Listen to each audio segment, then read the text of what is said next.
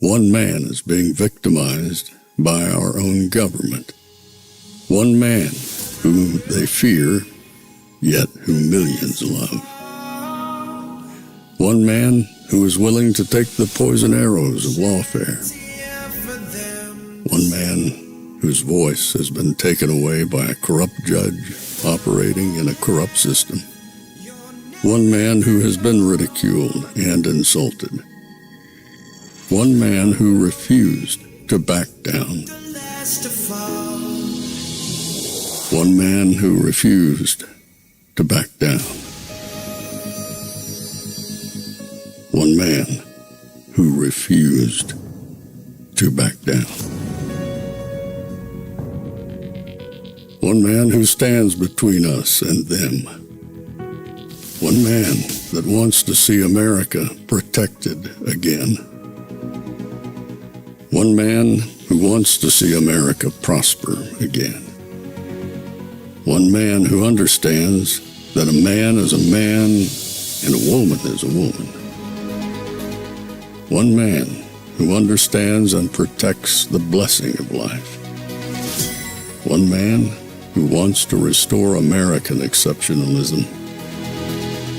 One man who once again wants to make America that shining city on a hill for all to see. A place where all the people of the world glowingly set their eyes upon.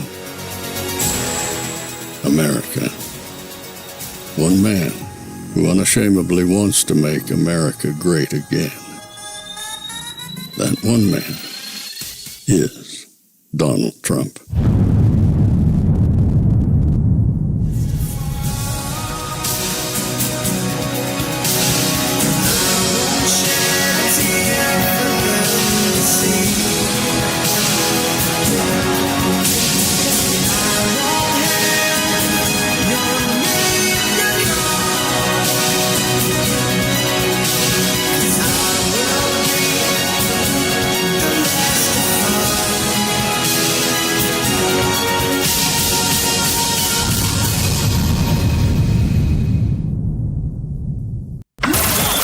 This is Fanfare with Barry Cunningham.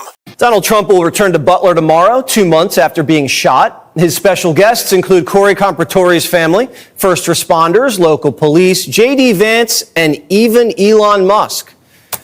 Also Johnny. Trump plans to pick up where he left off. He'll reportedly start his address with, "As I was saying." All eyes will be on Trump's Secret Service detail. The illusion of safety has been shattered after nearly, 2 misses now? Melania said it should have never happened. I feel it's the top leadership that there are some holes and there are some problems. So it comes from the top leadership that happened.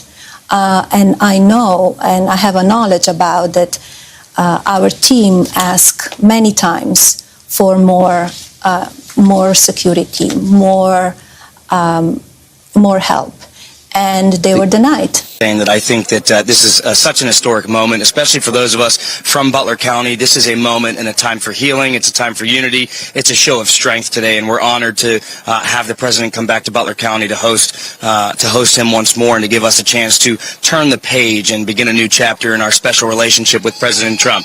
I was even here in 2020 on Halloween night when he drew 60,000 people to a crowd. So we've been very much looking forward to this, and we were looking forward to it on July 13th, where I think all of us were expecting an encore of sorts from the rally energy that we experienced in 2020. Of course, you all know that was stolen from us, and a life was stolen from us. A local hero and fire chief, Corey Comprator, who we think about every day and whose family is always in our thoughts and prayers, and likewise with the two individuals who just barely made it out alive. But I can't tell you how excited everyone is for this moment. What's it like to be back? We feel really privileged to be back and have this opportunity again. It was a sad affair. We know God had his hand on the last rally, and we are just pumped to be back and support President Trump. Woo! Same thing. I witnessed a miracle that day. God kept him alive to save our country and to make the world a better place. And that's what I dwell on.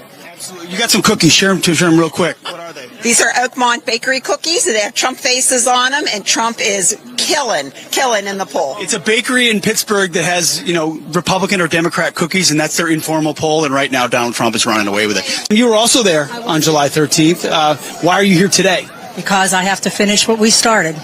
I was 12 rows from stage, and the two gentlemen that were shot were 20 feet away from me.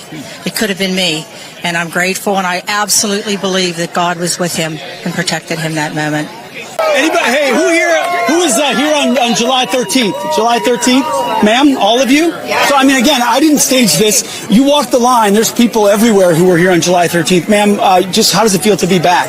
I'm excited. I'm so excited. This is such a monumental moment. I can't wait to see President Trump. After the last time, I was right behind the stage when it happened.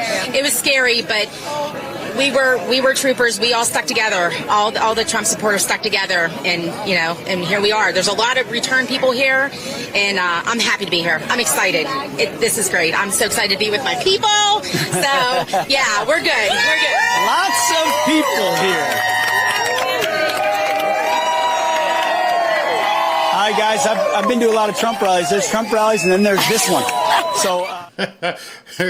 I've been to a lot of Trump rallies as well. Couldn't make it up to Butler, but I understand what Pete was saying. There's been a lot of rallies, but nothing like what I think we're going to see today. I bet you it may get close to that 100,000 person mark. It's absolutely crazy. God bless everybody at this rally. God bless everyone speaking, everyone who's doing security. Let's have a very peaceful rally for everyone associated with this. No nonsense, nobody injured. That's what I pray for. This is going to be a fantastic rally.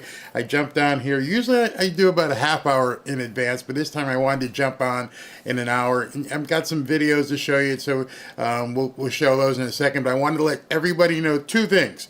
One, you are not being blocked. We have the comments on slow mode. What slow mode means is when we expect an overwhelming amount of comments so that people can see and actually comment back and forth, just slow it down so you can only comment once every 60 seconds.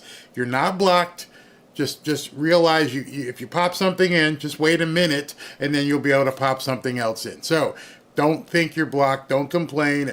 Those of you who jump in a replay or if anyone in the chat sees somebody else say I'm blocked, which obviously you're not blocked because it's there, let them know. Just slow your roll. We got a lot of people that we're expecting to come in here.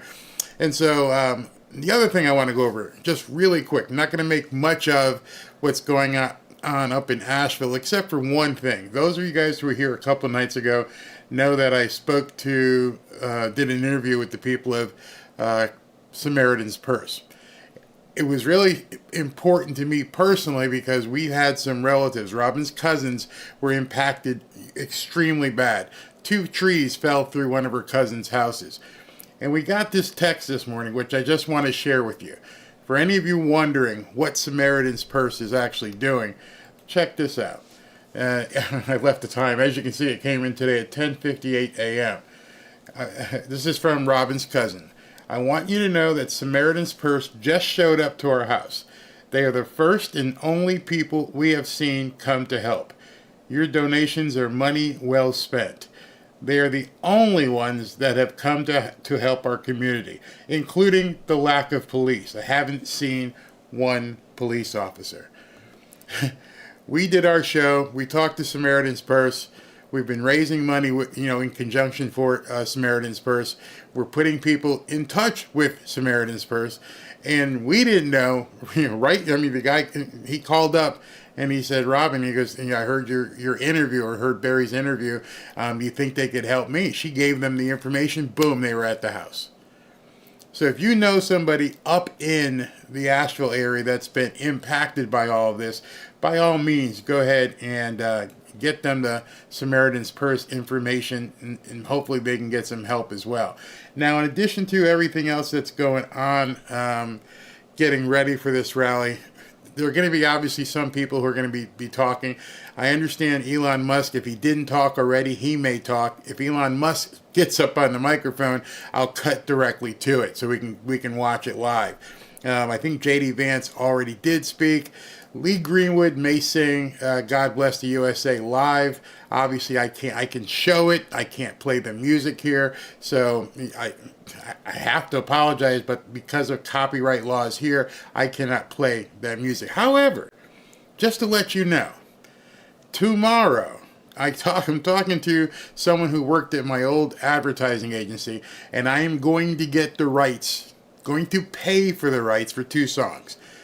I'm going to pay for the rights for God Bless the USA, so I never have to worry about this again.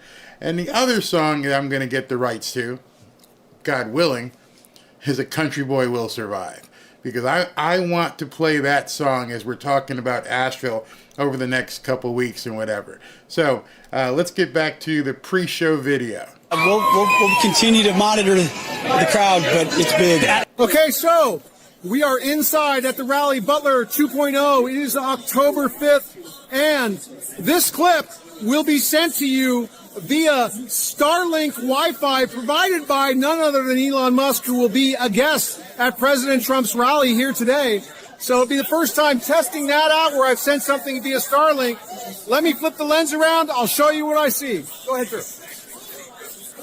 So we've got a big V-shaped stage where I'm not sure if people will be entering from this side or entering from this side, but I'm sure there will be a flow of people. The president will be right there. Of course, we've got the flag right above the president. Turning around towards the back, we've got the media riser. There's an area of seats on each side. The bleachers are larger than last time. And then beyond the bleacher seats, it'll be standing room only. Could not have asked for better seats. Basically right where I was in July with my friends Mike and Rich. We are right here in the front, just a little bit off center. It's been a long time waiting for this rally to come back, and it's going to be a somber occasion, but it's also going to be an important one moving forward in President Trump's campaign. So I hope, my excitement for this rally is tempered by the loss of Corey at the last rally and the 2 gentlemen who were injured. Obviously a tragedy. We're here to honor them today just as much as we are to show our support for President Trump. We're here to honor those men and show support for their families. So, man, rarely am I at a loss for words. This is one time. I'll just close by saying I'm glad to be back here. It's going to be a great rally. Everybody take care. Where are you? Are you in school right now? First jobs? What's the status of your life, and how are you applying that to this 2024 election as you're trying to share with friends why you're supporting President Trump? Well, I'm in. I do work and I'm in gunsmithing school. So if Trump doesn't win, then my job might not be there. So if he wins, then we'll be good. If not, I'm probably gonna have to look for another job. So hopefully he does good. I'm in the real estate market, so I'm dealing with the rates every day. I'm dealing with the slowing market. It's something that's really affecting my job, my career. So it's really important for young people to get out there and vote. And I'm glad to see that the numbers are shifting for younger people. Finally are waking up and seeing, and they're sick of the college bull crap that they're feeding them in school, and they're waking up. So we're waking up, and we're going to get out there and vote. All right, people, I am at the front of the special guest line here in Butler, Pennsylvania. And as you can see, there is a sea of red hats as far as the eye can see. There are so many people here. I have heard estimations of up to 100,000 people are going to be inside and outside of this rally. Likely to be one of the biggest presidential rallies in U.S. history. Let's go.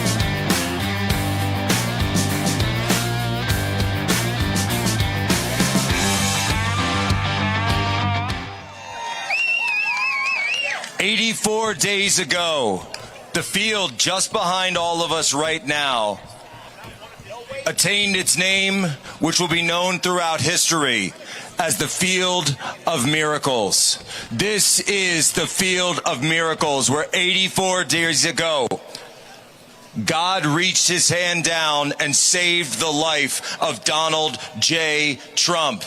And a man who is here to show us that he is not afraid of anything. He has returned to finish what he started. Ladies and gentlemen, you are brave for being here. You are courageous for being here, because this is a commemoration of that day. This is a commemoration of those who were lost that day. But it is also a day for us to work, because this isn't just about Butler. This is about saving our nation, about saving the United States of America. And it starts here in Butler. 1 month from today is the election. Tell us a little bit about your feelings about being here today and your feelings for the president. Well, I'm hoping that he gets back in there because, the country's in such a sad state of affairs. I feel bad for these people in North Carolina, wherever, and we have no money to help them. And those are Americans. They've been Americans. And all that's $300 billion was sent on the immigrants and stuff. That's a shame. That the military should have been up there quicker. Joe's asleep somewhere or wherever. They're not doing nothing. Well, send the military. Fort Bragg, or used to be called Fort Bragg, is the biggest base, and they have all the equipment in the world. Should be in there helping those people. All right, Alec Lay's live here in Butler, Pennsylvania for Trump's triumphant return here. We're at the back of the line. We got Mayor Longo here. He's going to be up on stage speaking today. What does it feel like, the vibe right here, the atmosphere, being back in Butler for his return? It's such a wonderful feeling. Let me tell you, we've really been looking forward to this.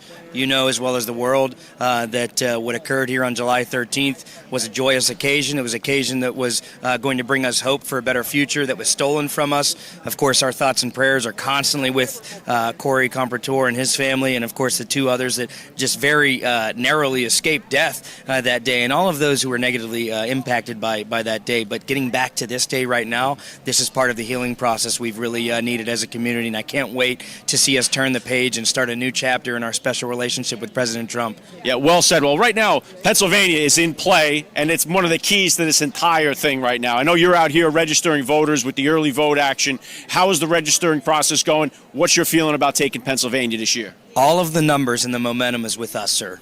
We are out registering the Democrats hand over fist. I got to tell you, they can't keep up with us, and it's because we have these great candidates in President Trump and Senator Vance who are speaking common sense language to people who are yearning for common sense in a time where there isn't much of it in national and statewide politics. So I feel really good about our chances here in Pennsylvania. Every poll that I've looked at shows us that we are ahead. And if you take a look at the numbers, we are out registering Democrats in nearly every county in Pennsylvania. I mean, it's 63 out of 67 counties where we're out registering Republicans over Democrats, and they can't keep up with us, sir. Incredible. And you know what? I drove out here from Jersey, and we saw nothing but Trump on the way out here. Trump banners, Trump flags, not one Kamala Harris flag. I don't know where all these supporters are, but she seems to get I've never seen anything like this. I mean, and this is way before this thing even opens. We didn't even open the doors yet.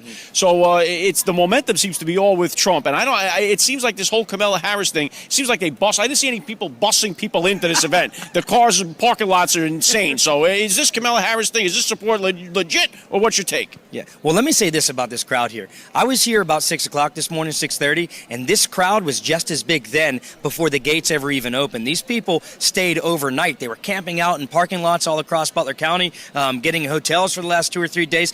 People are here for this rally because they believe in this movement. We don't need to pay anybody or bust them in to make it look like we have a crowd. This is genuine love and support for the president and for the MAGA mission.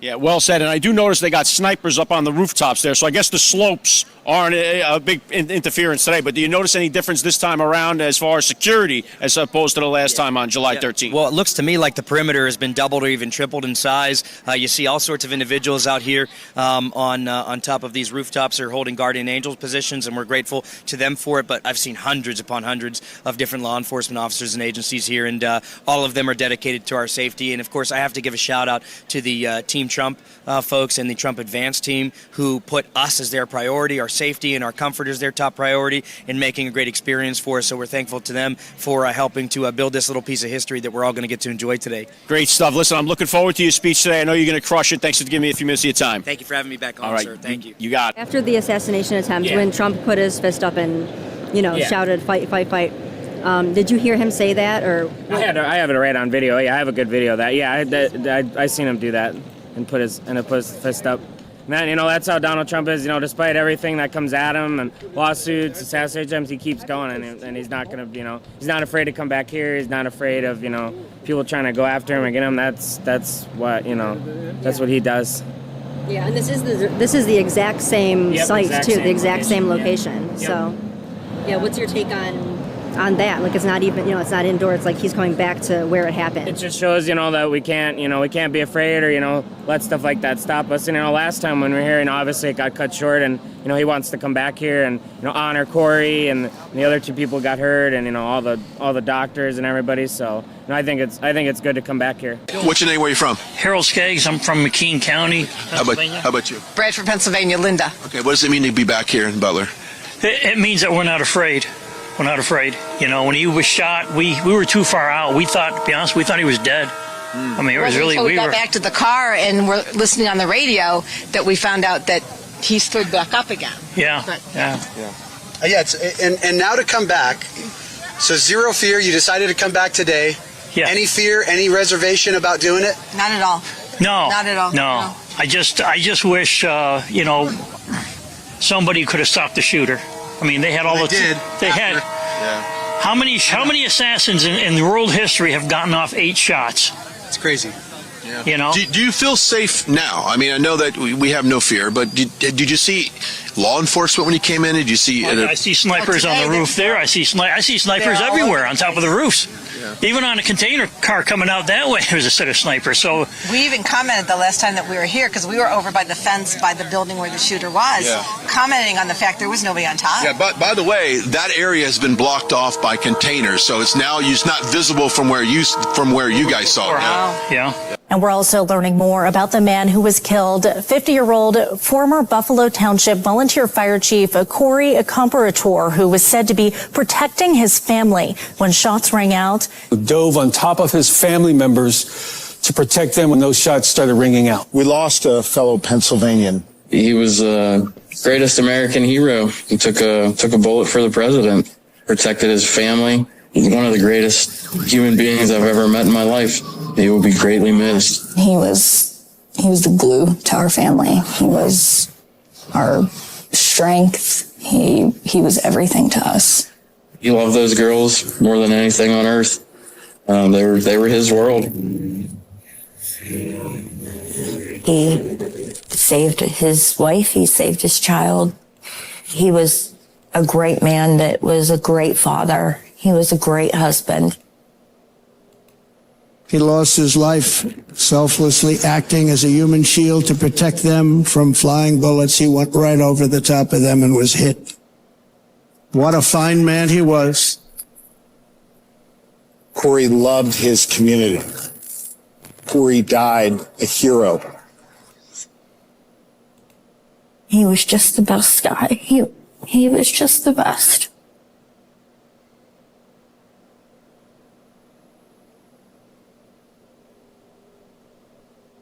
He was so humble, and he was so kind, and he was so generous, and his laugh was infectious. I think I miss that the most, because he was a goofball. A servant's heart for his church and his community. A firefighter who adored his family, ripped away from them in seconds. Corey Comparator. To even say the words that my brother was murdered it's surreal. In a KDK exclusive, Comparator's sister, Kelly Meter, speaking out before she sees the really Butler see Farm something Show that's for the sad? first Take a time, look what happened. where the unthinkable unfolded. At former President Donald Trump's July 13th rally, her younger brother shielded his wife and 2 daughters from flying bullets. I can't even imagine what they experienced. I can't even imagine being there and seeing what they had to see. Our hearts are broken for ourselves, but they're so broken for them. Corey texted his mom when they got the chance to move from the grass into the bleachers. He joked, he's like, I'm the one with the Trump shirt on. Yeah. You'll see me. Kelly got the shocking phone call from her mom. She knew when they carried him down the steps that those were his boots. When Helen's face came around and I could just see the horror on her face, I knew. We knew. The family's life crushed. Wow.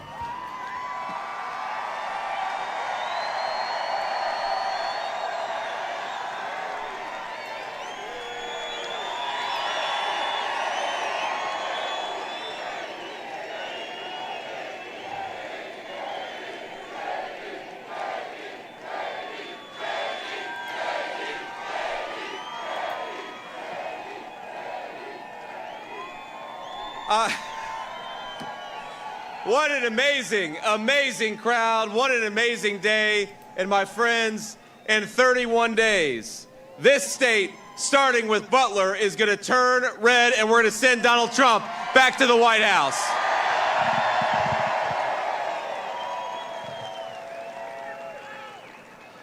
I'm so proud on this historic day to welcome President Trump. I know he's en route right now. He should be here in about, a half an hour or so. But it is this community has been so good to me and President Trump. This community is so strong and so resilient. And my friends, we are so proud to stand here in Butler, Pennsylvania, ready to take back the White House, ready to take back this country.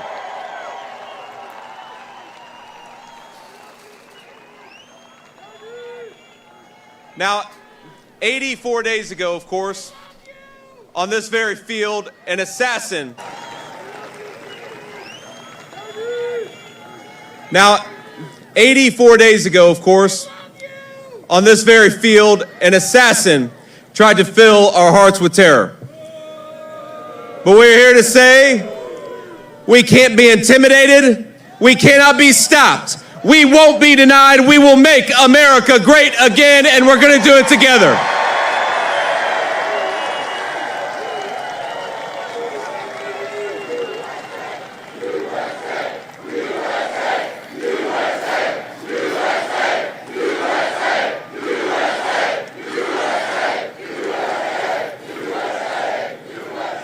Now, my friends, I know you'll join me in saying we're going to remember July 13th, 2024 forever. Many of you were here, and it is a testament to your courage and your patriotism that you're here again today. I forgot to ask you, let me know if the sound is okay. You heard the shots. You saw the blood. We all feared the worst. But you knew everything would be okay when President Trump raised his fist high in the air and shouted, "Fight, fight."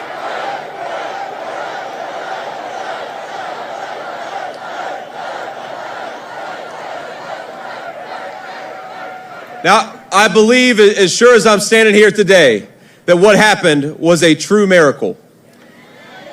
And on that day, America felt the truth of Scripture.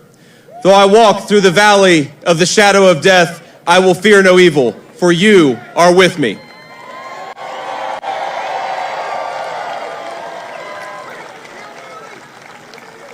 I truly believe that God saved President Trump's life that day. And I believe that God is with us right now and watches over this incredible nation every single day.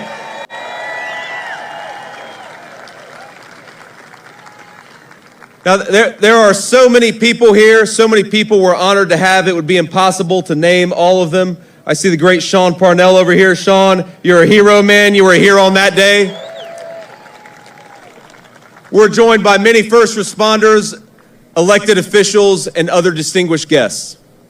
And as we gather on these grounds, once again, my friends, we especially thank God for the two great Americans who were wounded and survived in July. That's David Dutch and James Copenhaver. God bless you guys.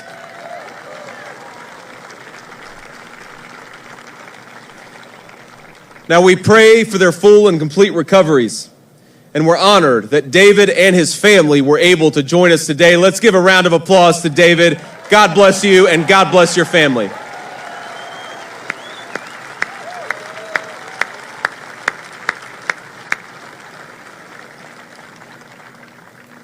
But our hearts are heavy with sadness, knowing that there's one hero who's not here with us today, and that's, of course, the great Corey Comparatori.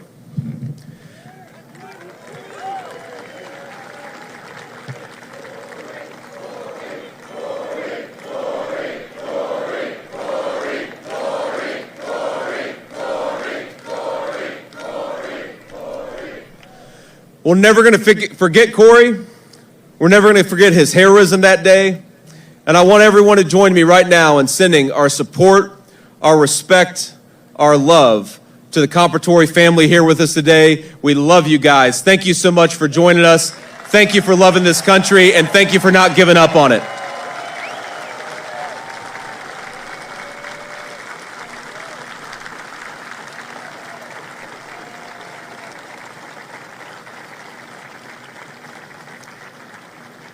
Now, after the heartache of that day, our nation hoped to turn a page. We hoped that our opponents would remember that before we are Democrats or before we are Republicans, we are Americans. But sadly, our opponents have not heeded Abraham Lincoln's words and listened to the better angels of our nature. Even after that terrible assassination attempt that took one man's life and nearly took many others, they continue to use dangerous, inflammatory rhetoric.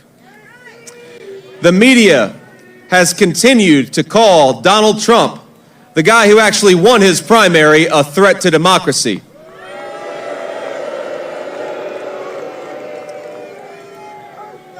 A Democrat senator called Donald Trump an existential threat to our democracy. Kamala Harris said that he was attacking, quote, the foundations of our democracy. And I think you all will join me in saying to Kamala Harris, how dare you talk about threats to democracy? Donald Trump took a bullet for democracy. What the hell have you done?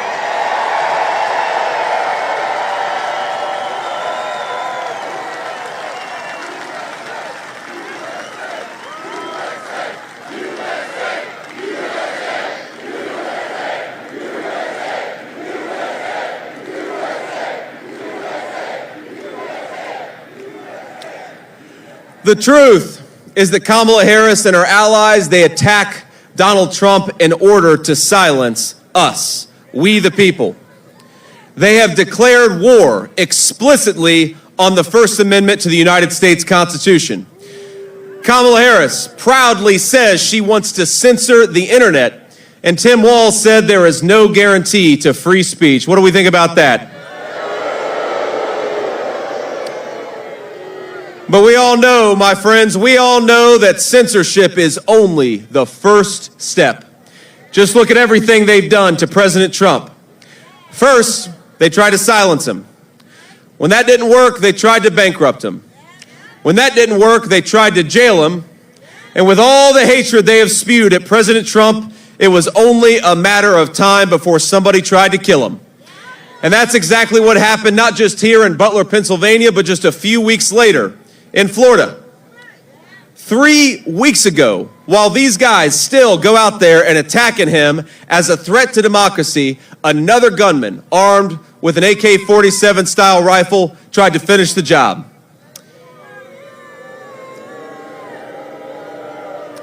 In fact, Before the gunman in Florida tried to kill Donald Trump, he wrote, quote, "Democracy is on the ballot." The exact same words that Kamala Harris wrote after accusing Trump of being a dictator only days before the first attempt on his life. But for all of those watching at home, and for all those who might be undecided in this crowd, though there probably aren't that many undecided voters in this crowd,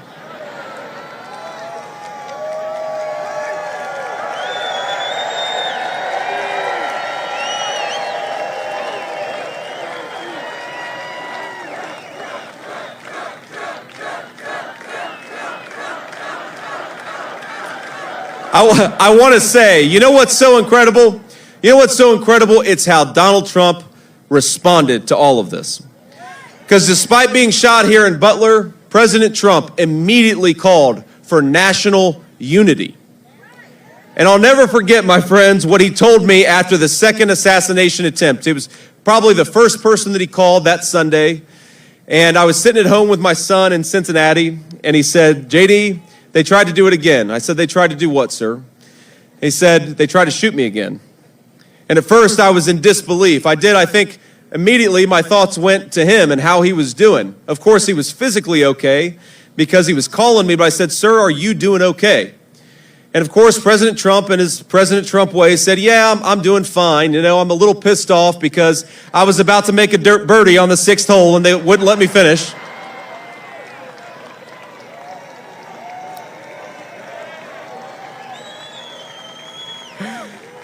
But it made me think. It made me think about the leadership qualities we want in a president of the United States. And so I'd like to ask you, who would you rather have facing down, Vladimir Putin and Xi Jinping? Someone who is afraid of interviews with the friendly American media, or someone who faces down two assassins and returns triumphantly to the very place that he got shot?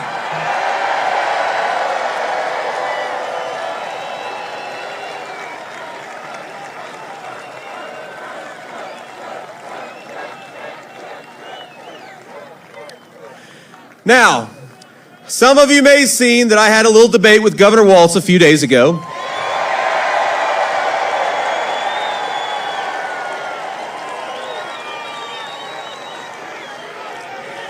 And I have to admit, I'm maybe the only person in Butler, Pennsylvania that feels that way, but I feel a little bad for Tim Walz, if I'm being honest with you.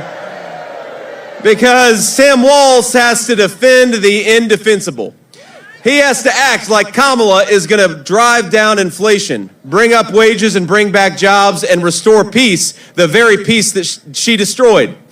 Well, I hate to break it to you, Tim, but everyone knows the truth. Kamala caused every single one of those problems because Kamala's day one in the White House was 1,400 days ago. Never let her lie to you and pretend that she's going to do something great. She's been in power for 3.5 years and she hasn't done a damn thing.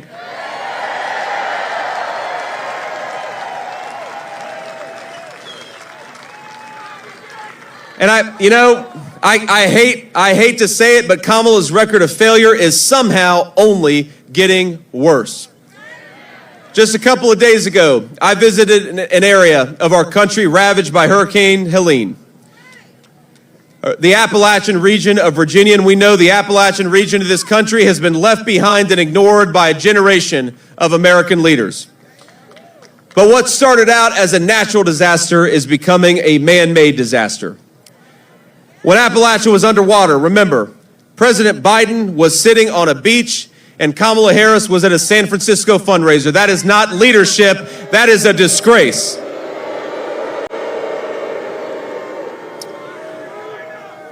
And now we're seeing reports that deployments of the military and the National Guard are moving at a snail's pace.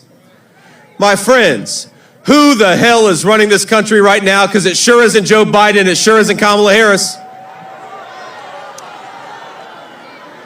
The Harris administration has given billions of dollars to foreign countries and illegal aliens. But now they swoop in and they promise $750 to American citizens who have lost everything. To everybody watching, to everybody at this rally, I want to say, I promise you, when Donald J. Trump is back in the White House, we're going to have a president that puts America first.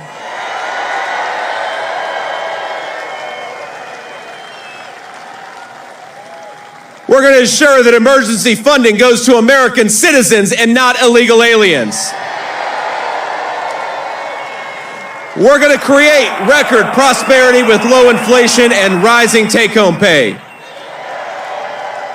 We're going to secure that southern border, stop the drug trafficking, and send illegal aliens back home where they belong.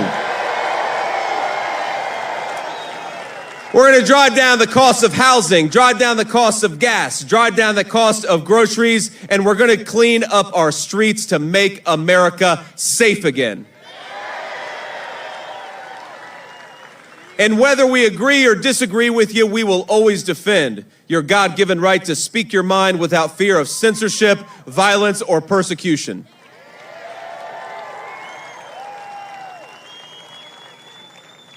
But to everybody struggling, I want you to know that though our country has, yes, been through some hard times over these past few years, I want you to know that help is on the way.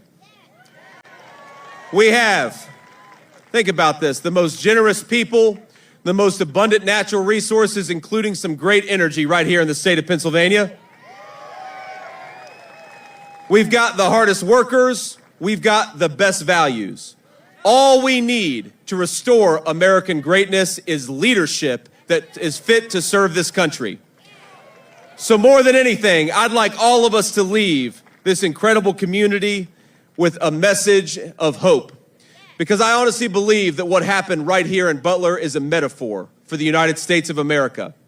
In this land, we may get knocked down, but we get right back up and we keep fighting, because in America, hope is never lost. We may face enemies who seek our demise, our destruction, and even our death. They may try to crush our spirits. They may try to convince us that victory is impossible, but in America, nothing is impossible. And as long as that flag yet waves, and I see it's doing it today, there is no trial we cannot endure, no obstacle we cannot overcome, and no defeat we cannot turn into victory.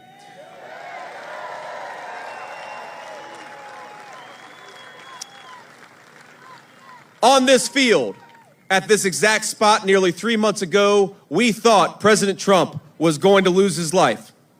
But God still has a plan for him, just like he still has a plan for the United States of America.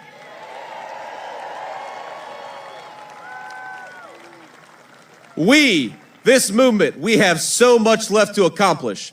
And after the dark nights of trial, when the sun rises again, our flag is still going to be there, and nothing will stop the United States of America.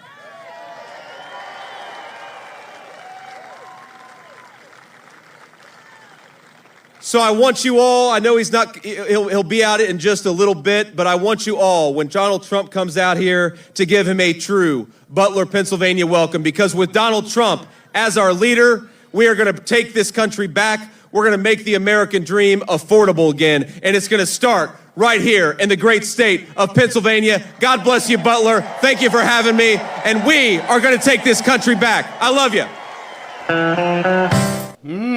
Nice. JD Vance can really bring a speech. I mean, he hit hard. Thank you, JD. We needed to hear that. That was incredible. I'm not sure who's up next. They're playing music, so I had to cut away because I don't know whose music that is, and I don't want these people here getting all upset. But thank you very much.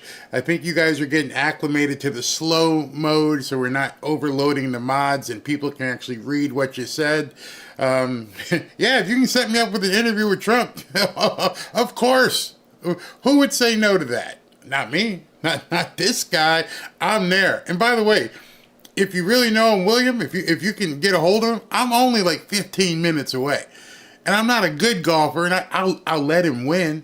Yeah, I won't embarrass him. So, you know, I live on a golf course. He owns a golf course. So, yeah, have his people call my people. When I mean that, I mean call me.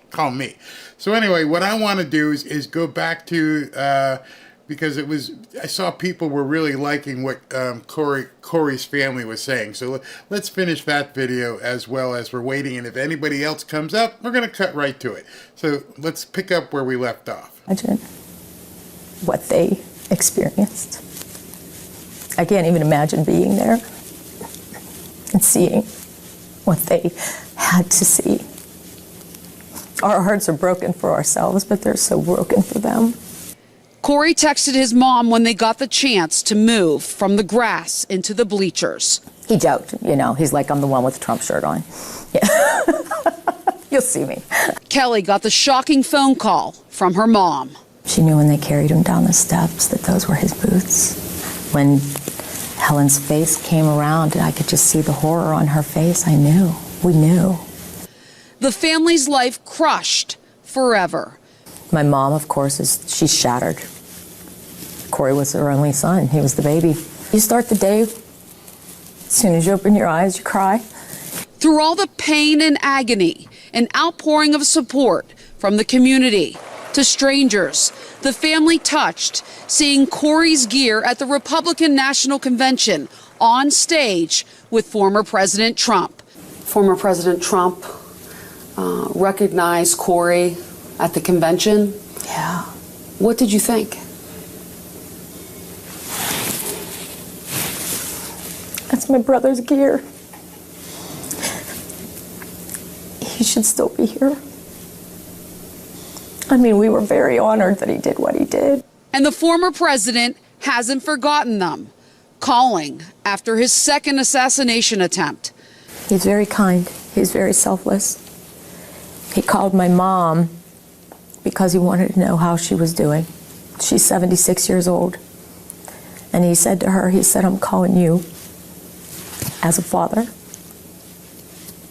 He said, he meant it. He's so very sorry for what happened.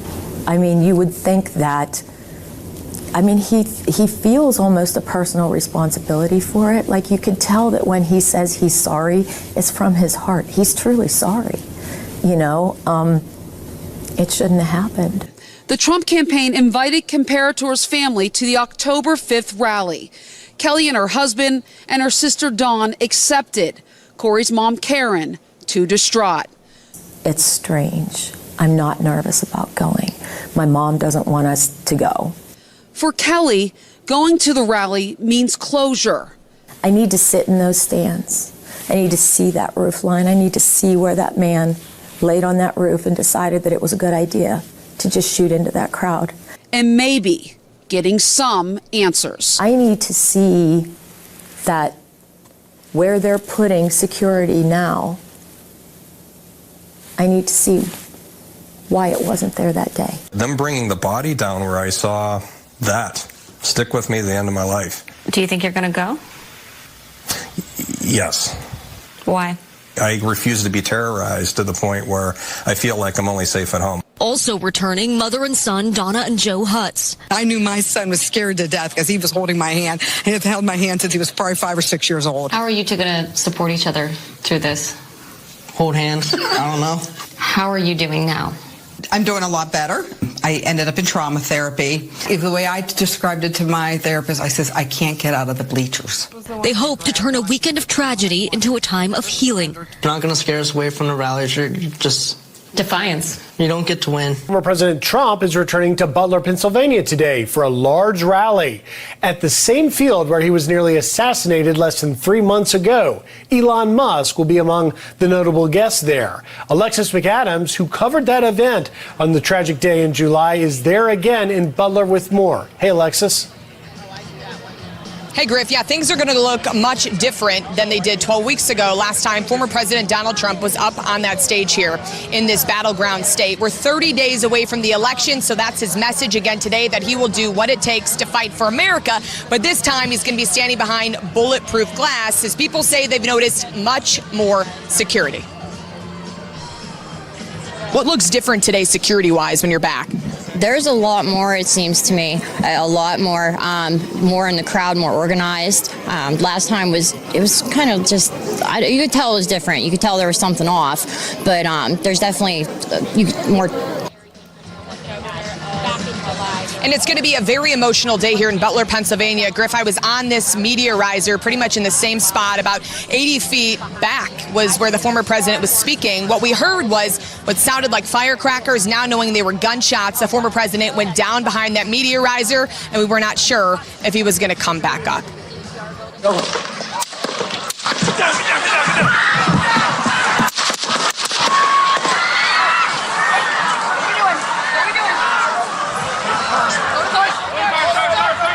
That's just some of the chaos that unfolded on stage 12 weeks ago. Shots ringing out as former President Trump was speaking. He fell to the ground after that bullet grazed his ear. The gunman was able to somehow just climb right up onto a roof that day and open fire into the crowd. I want to show you right now a live look at the memorial that is standing here today. That's for Corey Comparator. Okay, he's a volunteer fireman, a husband and a dad who was shot and killed at this Butler rally. Former President Trump will honor him and 2 other rally goers who were shot and injured.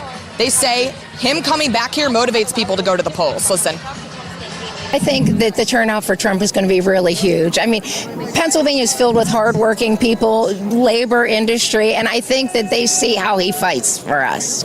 And at all of these rallies that I've covered, you could say the mood can be electric. I expect it to be very emotional here today. A massive crowd, much bigger than even last time we were here at the fairgrounds. Who else will be here? Well, Elon Musk, to name just one of the notable guests, along with J.D. Vance and some members of Trump's family. So yeah, this is going to be huge. Well, not going to be, it is huge. I mean, I've heard estimates thus far of 70,000 people there so far. I'm not sure what the capacity is, what these roads could take in, and how many people could actually show up. But it looks, when you start looking at some of the video, when they're panning the crowd and you're seeing some of the stuff, it looks like it could be every bit of 100,000 people out there. I mean, it's like Trump stock. It's packed. There's people everywhere. And of course, as some of the people mentioned, the security can't be ignored this time. The security is everywhere. You know, when they said that they couldn't put the snipers up on the sloped roof, somehow they've overcome the sloped roof and there's snipers up on the sloped roof. Interestingly enough, there are not snipers at the tower, the big water tower. However, I'm pretty sure, they didn't show it, but I'm pretty sure they barricaded off that tower, and there's probably somebody posted at the base so that nobody can get up it. I would guarantee you it's not being guarded. There's probably a barricade around it, and they've locked off the steps. So unless you're gonna drop somebody in from a helicopter, which probably is unlikely as well, because there's probably a flight restriction or something there. So that's probably, God willing, the safest place in the country right now, because they don't want another incident. I mean, never mind, I'm not even going to go down that road, but you know what I mean. You know exactly what I mean. So I don't know if Elon is going to introduce him. I mean, we're at 10 of 5. Nobody else yet has come to the stage. Let me see if what's going on. See if I can put this up. If they're not playing music, I can go split screen. Let's hear and see if there's music going on here. Nope, no music. So we're good. And if any music pops up, I'll have to cut it. But at least you can see what I'm seeing. You're seeing how they're panning the crowd right now with no sound. So that's pretty good. So we can see what's going on. So in that realm, let me do this real quick because this is important. I'm going to give away today. Let's see. We're going to go 3 hoodies. 3 hoodies. If you've previously registered, you don't have to register again. But if you haven't registered, go here to fanfareshop.org and register to win a hoodie. All you got to do is put in some real easy information and you'll have the opportunity to win a Trump hoodie. And we're going to be getting a bunch out tomorrow and then a bunch out at the end of the week. And I only asterisk I have to put there is they're calling for a crazy storms here in South Florida, basically tomorrow, Monday, and Tuesday. Yes, there are 2 hurricanes, or a hurricane and a tropical storm headed towards Florida. I feel bad, but I have to pray for the people. No, I don't feel bad for praying, but I pray for the people on the west coast of Florida because it looks like it's going to hit them again. It's coming up through the Gulf, and it looks like it's going to go through the Tampa area, Bradenton, over there again. We are on the complete east side of the peninsula, Florida peninsula, so I'm not going to say we're going to be fine, but basically it's a Cat 2 right now. It may get to a Cat 3, but the good thing with this storm, which is different than what hit in Appalachia and Asheville and everything, is that A, we don't have any mountains, so it's just pretty much rain and wind, and B, everything down here has been built to a certain code to withstand certain amount of damage. So as this thing goes flying through, which it's moving fast, it may not, knock on wood and pray to God, it may not cause the kind of damage that some people have seen on television from the last one. And that's because the speed that the storm is coming through. It should go right across Florida real quick, over by Disney, and then out to the East Coast and out to the ocean. Or maybe it might turn up. I'm not really sure. I've made jokes about Cat 2 storms down here in South Florida. On the east side, a Cat 2 storm is basically a big rainstorm, especially as fast as this thing is moving. What's that noise? I'm hearing noise. Okay, so we should be okay, but it's nice to have people keep you in their prayers and everything else. The only problem I would have if it gets really windy. See, the rain is rain. We're not going to really we're sand based here, so it gets soaked up. I mean, yeah, you see some intermittent flooding, but it goes pretty quick. But wind down here. Luckily, where we live, in our little cul-de-sac of the world, there's no above ground electrical wires. However, the problem with that is the transformers in the areas where they don't have underground power could cause problems here. But anyway, just wanted to bring you up to that, let you guys know. Still looking. It is 4:56, and we do not have him up yet. As you can see, people are doing a wave and getting ready to have some fun. Should be a great thing. So let's take some comments. So again, just one more time, if you haven't had a chance to sign up, go ahead and sign up. I'm saying, Barry, we're praying for you, and that incoming storm does not do too much damage. Part of living in Florida. I know some people can't take it. We've been here, 30 years. Not in this house, but in South Florida. So we're kind of hurricane vets. Let's do that. Deal with it. I believe this as well. America needs to turn back to God. May God protect those in its path. Yes. Somebody says, I want a black hoodie.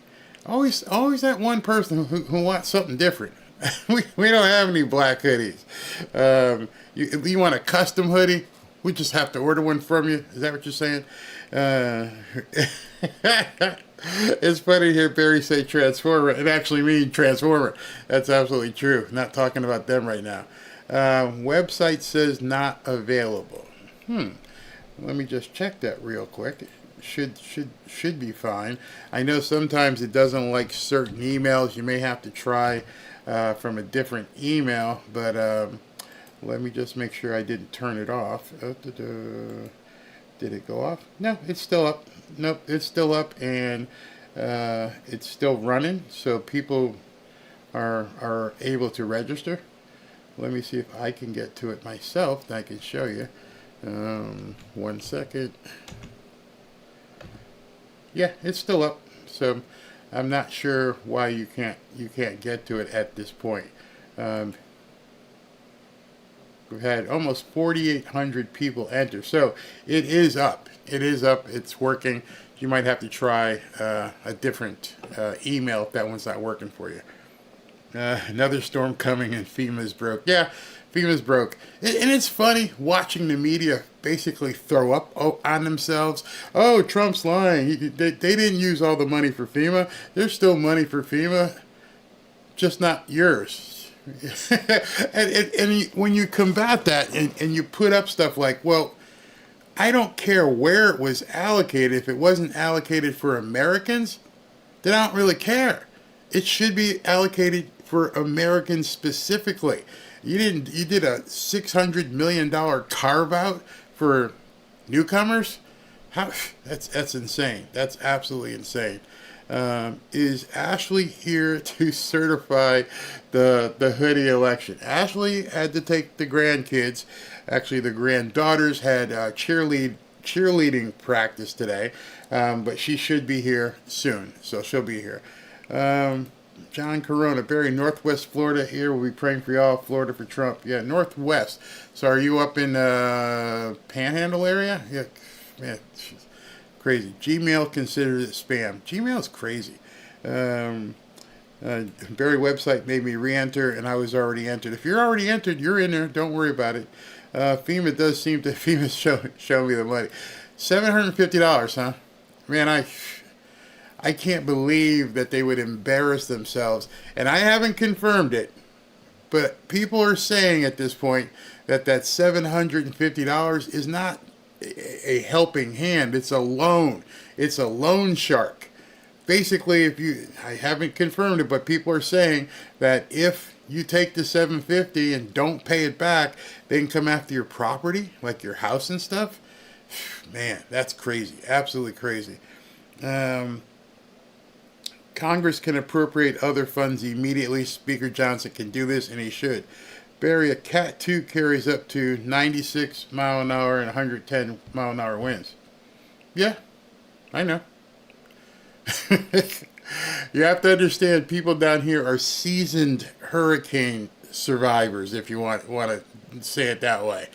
Cat 1 is basically a big blow. Cat 2 is make sure you put the car in the garage so you don't get hit with debris. Cat 3, get the go bag and get out of town.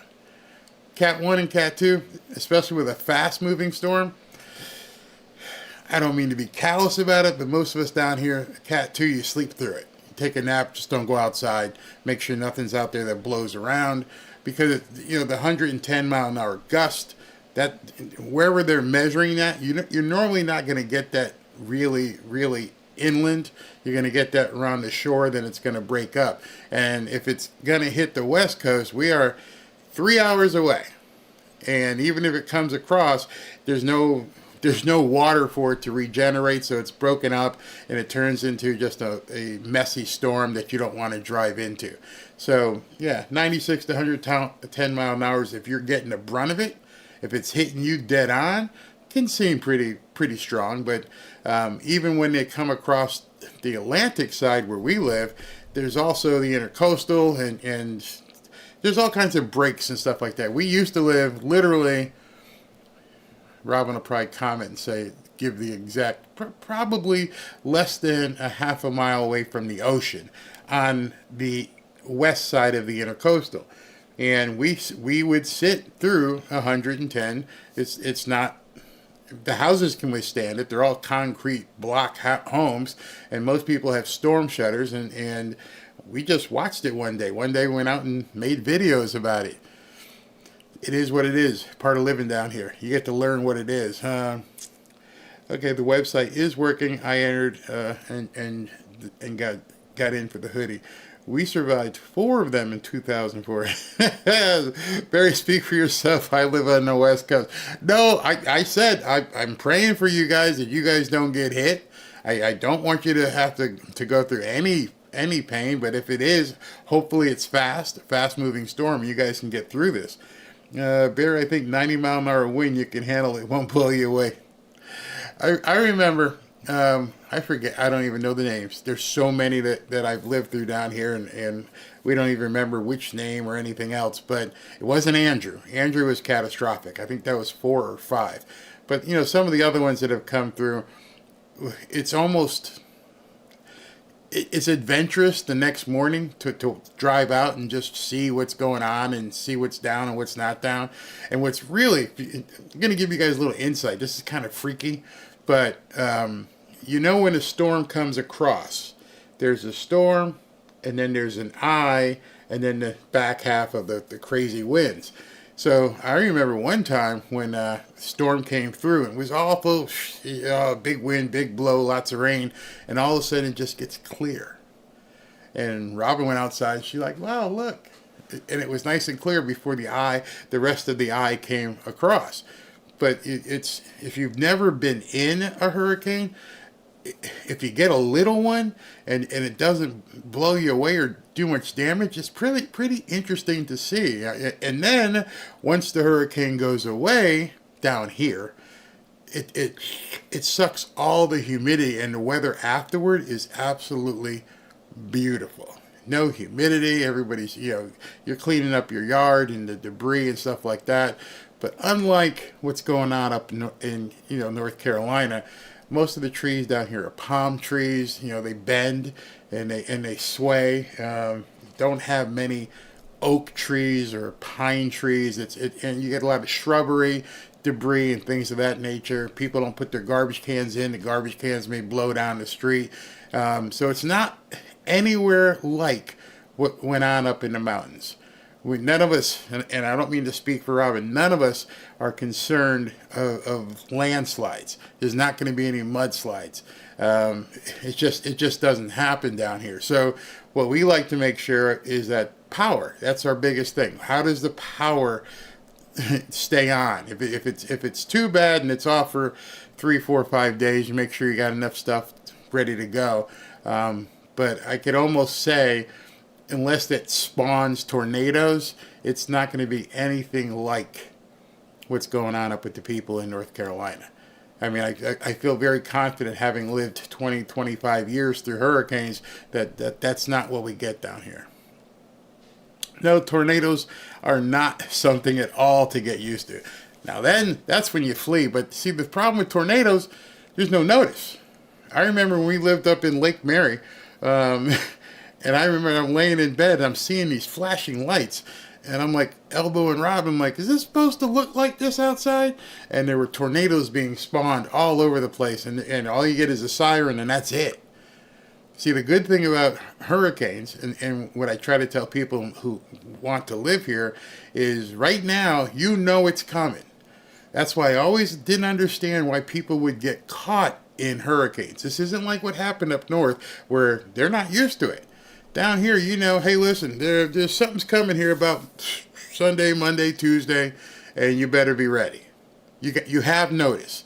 There's no excuse. It's like running out of gas. You got a gas tank, you got a gauge, and the gauge says, full or empty. Right now, everybody down here is heading to the store. If you haven't had it, get your water, get your batteries, make sure everything's good.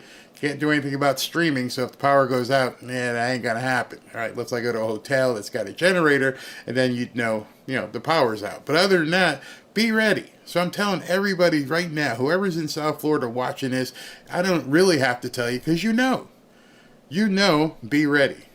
Now, what's funny too is tomorrow is Sunday, so we got NFL games coming up, and as of right now, I don't know if the NFL has even canceled any games that are getting ready to be played up down here anyway. We've been hit with tornadoes here in Los Angeles. Wow, they're called waterspouts, but tame compared to Tornado Alley. Yeah, Jimmy Buffett's song "Surfing in a Hurricane." Hey Barry, where was that? I missed it. Went too fast. Barry, check my email. I will definitely check my email. Thank you very much. What's Clearwater like? Clearwater is a very, very pretty area. It's on the west coast of Florida, not too far from Tampa, and very nice area. Nope, no Trump yet. Just doing interviews with crowd people. Yeah, he's just, I could put it back over. They're just showing the crowd. Not yet. Nothing coming. You won't miss anything as we do our small talk here. The hollows between... Where was that? The hollows between the market. Where's that? Somebody said something. It moved too fast. North Carolina was a seating. It was bad. General Flynn says they have filled 1,000 body bags. I didn't hear General Flynn's talk, but I did... like I said, our relatives live there. I know specifically what it's like. I talked to the people from Samaritan's Purse. I know specifically what's going on up there. And I can tell you with complete certainty, it's completely different than what the media is telling you. I don't know why Maybe because it's political. I don't know why the media would just simply fabricate and hold the water for the Democrat Party because they just don't want people to know the truth. It's amazing. Who thinks Trump will play Nessun Dorma today? It would be perfect. It would be absolutely perfect if he did. Can you display the link to register for hoodies? Again, several are asking for it. Okay. And here is the link. Fanfareshop.org. Fanfareshop.org. Somebody had left a comment because they had made a donation, and they said they contacted Lear Capital and they were able to get, the Barry discount. I didn't know there was a Barry discount, but with everything going on crazy in the world, and we're getting close to the election, getting closer and closer, and we don't know what's going to happen on the other side. People in North Carolina just found out how you can't eat with cash. You can't really do anything if you don't have the ability to trade. So, as a hedge to protect yourself, please be sure to do something. Maybe bury some cash in the backyard if that's what you want.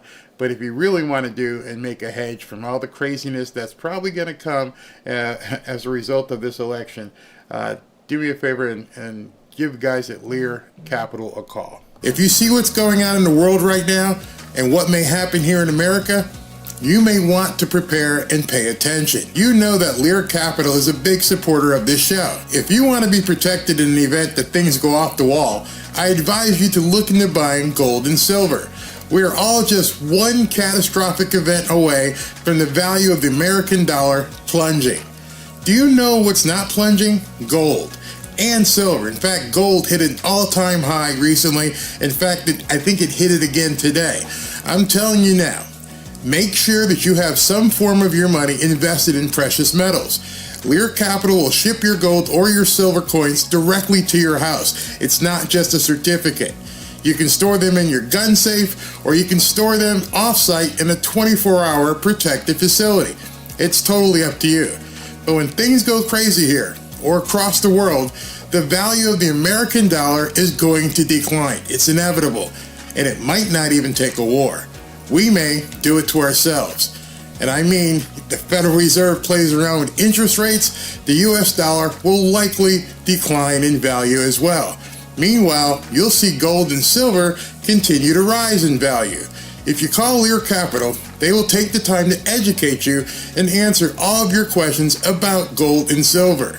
Just give them a call at 800-601-5430 or go to Learberry, that's me, Learberry.com, to download your free de-dollarization report. You should know that Lear Capital is an American company. If you call them today, you'll be speaking with people right here in the United States. Now is the time to take action. Don't wait until after the election. That could be too late. We all want Trump to be elected. But if he isn't, or if they find a way to steal it, you'd better be prepared. Call 800-601-5430 or go to Learberry.com. And when you call, ask them how you can get up to $15,000 in bonus gold with a qualifying purchase. There's absolutely no obligation to buy anything. Just free information on protecting your hard-earned dollars with gold and silver. You know, when you think about it, you're actually not buying anything. You're simply going to be exchanging dollars for gold, moving currency. Give them a call today. Tell them Barry sent you. All right, we're back. I got a funny comment here. Somebody asked, is that pretty lady modeling the hoodie your wife? If you're referring to this lady, yeah, that lady right there, that's my wife. That's Robin. Robin's wearing the red hoodie. Enter to win, fanfareshop.org. We're going to, well, you know what? I should probably give one out now while we're waiting for Trump to come on stage. He hasn't quite made it out, but we can go ahead and give out one right now. Let me see.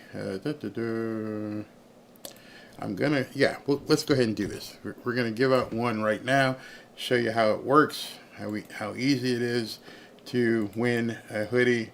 And those of you guys who've already won, when you get yours, I want you guys to send some pictures in so people can see you wearing these bright red hoodies.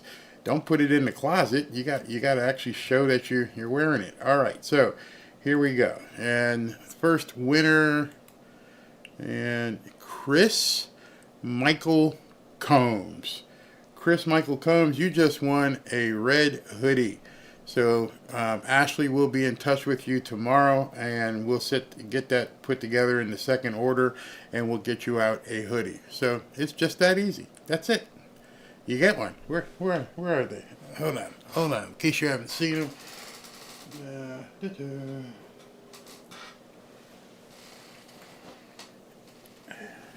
Let me go back to full screen, and that way you can see. Let me get rid of the comment. Here's what they look like. They're big hoodies. Trump, make America great again. Doing my model on the catwalk. Anyway, there it is right there. I crack myself up sometimes. Oh, God. Anyway.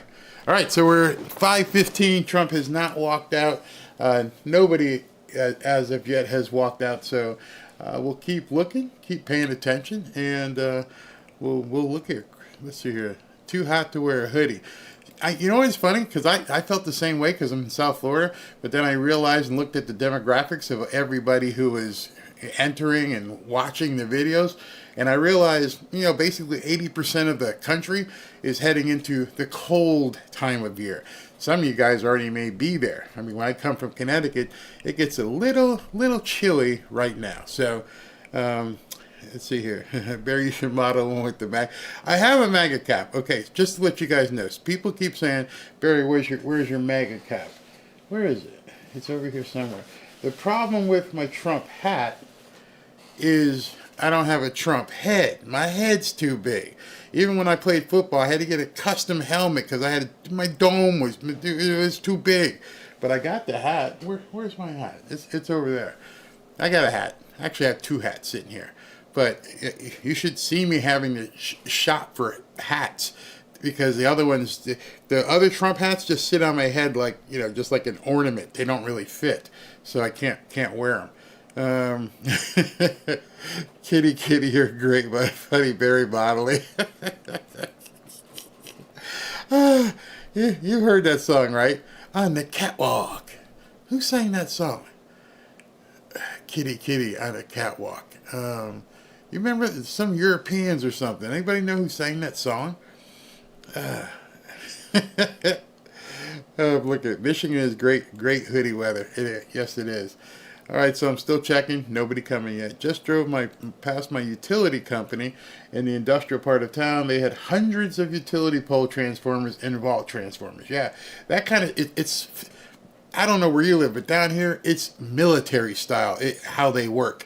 They station somewhere. They get all the maps. They know what's coming through, where it's coming through, when it's expected to come through, and when it hits, they're dispatched to those areas like almost immediately. And these days, people down here, unless it's really, really bad, you're not out of power a long time. Oh, yeah, that's who it was. Right said Fred. Tell me you Googled that. Tell me you guys Googled this and it wasn't something you knew about. But then again, I was one who sang about it, so that's just as bad. I'm too sexy for my... I thought those guys were kidding. I thought they were like the new Milli Vanilli, but whew, that song went a ways. We are getting kind of cool here in Minnesota. I bet you are. Right said Fred. You guys all know Right said Fred. That's too funny. Getting chilly here in Cape Cod. I bet. Now see, you're all the way up there in Massachusetts, right by the water. So I'm sure it's getting chilly up in Cape Cod. See, Minnesota, yeah, you got the Great Lakes and stuff around there too. And of course the Windy City through Chicago. But I personally have been out there in Cape Cod in October and November and get real cold. Barry's too sexy for his hat. Oh God, I haven't gotten my hair cut yet. So Barry, the baseball caps that don't fill, those are called dad caps. But But what's it say? I found out with the MAGA hats that I got while visiting the California State Fair, the GOP had a booth. Believe it or not, yeah. Mine is like low. What do you call this stuff? Low profile. I don't like those big steep, big trucker hats, dad caps. I just not comfortable to wear, and I wear hats everywhere. Love the information you give us. Thank you for. All right, so it's 5:19, and oh well, I don't have to tell you. You can see it. I got that screen up. Yep, but it's 5:19, nothing yet. So they're not even playing any sound yet, so I don't even know what's going on. Let me check this other monitor. Nope, everybody's just waiting. Everybody's just waiting. So not sure what they're doing or what they're doing. Cape Cod feels great right now. If you guys ever been to Cape Cod, Maine, up through there, Portland, Maine, not Portland, Oregon. It's very, just right about now.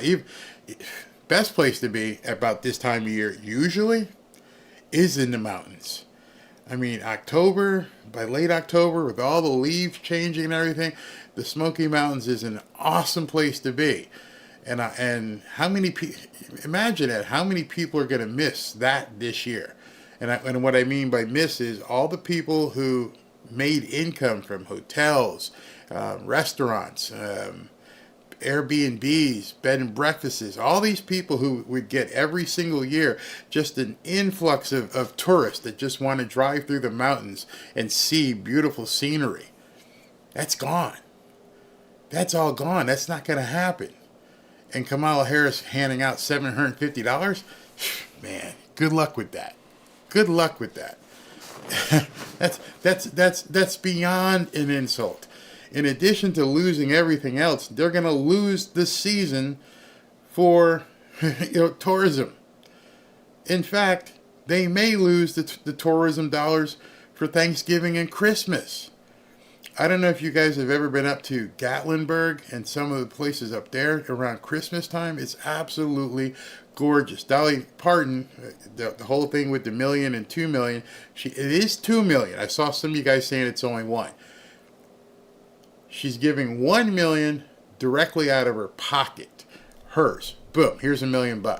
And then secondly, she's having her company, whether it's Dollywood or the Stampede, Dixie Stampede, her companies are giving another $1 million. So essentially, it's her giving $2 million. Now, she has a huge Dixie Stampede up in Pigeon Forge, Tennessee. If you've never been through Pigeon Forge, beautiful area, great shopping district. It's right up there in the mountains. I don't know how they're going to be affected. I don't know how Gatlinburg is going to be affected. But this is so long-reaching that it could get really bad. So we got somebody walking out. Not sure who that is. I guess we'll hear him in a second. Once he gets to the microphone. With a purple heart and a couple scars. Why'd y'all start playing music? So we had to cut the music. What do we got here? Anybody recognize this guy? I don't recognize him. Huh. Okay, let's see. Go this side. The greatest economic boom to America than we've ever seen. We'll see growth in our energy sector. We become a manufacturing powerhouse. We'll see growth in real wages, which will benefit all Americans. It's great to see so many people here. Thank you. We'll see growth in real wages. Anybody know who that guy was? I don't know who this guy is. So many people here. Thank you. God bless.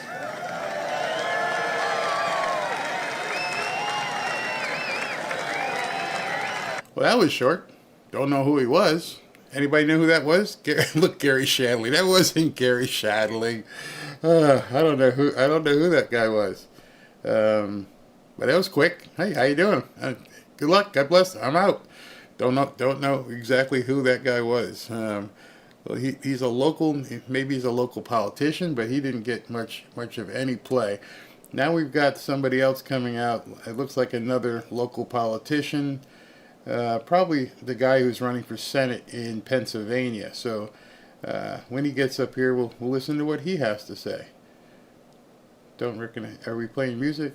Are we doing anything? Looks like these different feeds are playing different sound bites here. So let's go. Wow, I wish my mom was here. First, I have some prepared remarks, but I would like to extend my blessings to the Dutch and Copenhagen family, and also to the Corey Compatore family. My heart is with you.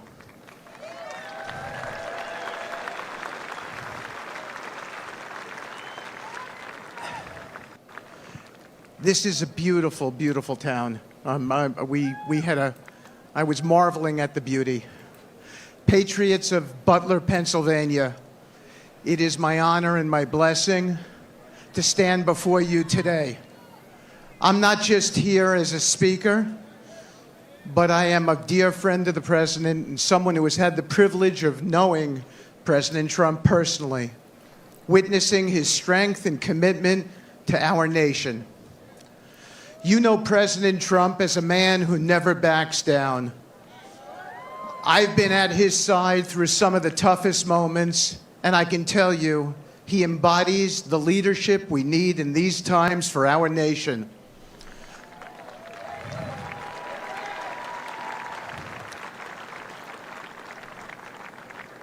I was 10 feet away from him during the second assassination attempt.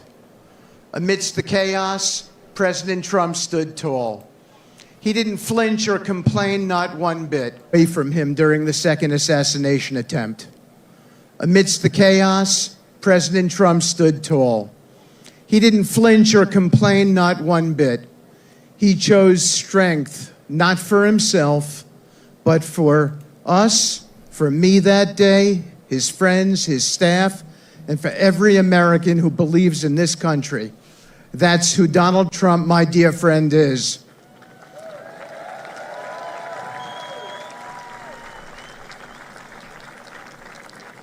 He's a fighter, the toughest fighter I know, who refuses to be broken or beaten. He faces adversity head on and says, "Bring it on."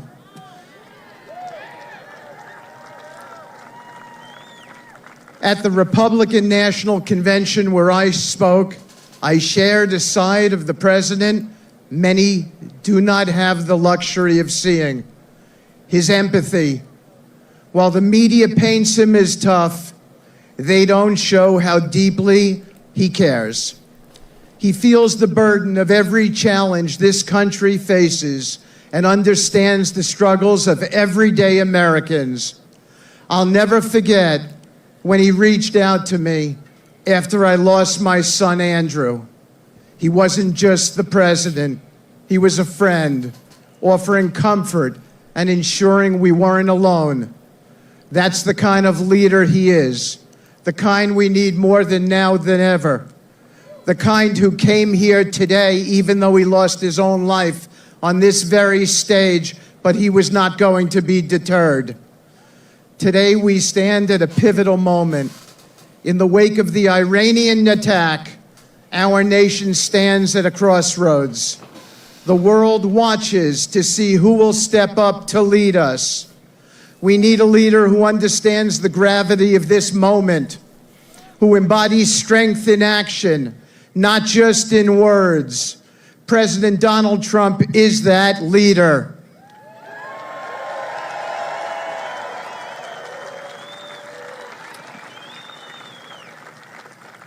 My friend has stood up to tyrants and bullies, making tough decisions and always putting this country first, even when it wasn't an easy choice.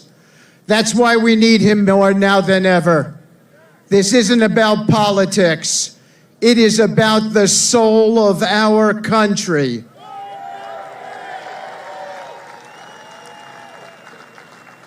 It is about choosing strength over weakness, vision over indecision, and leadership over chaos.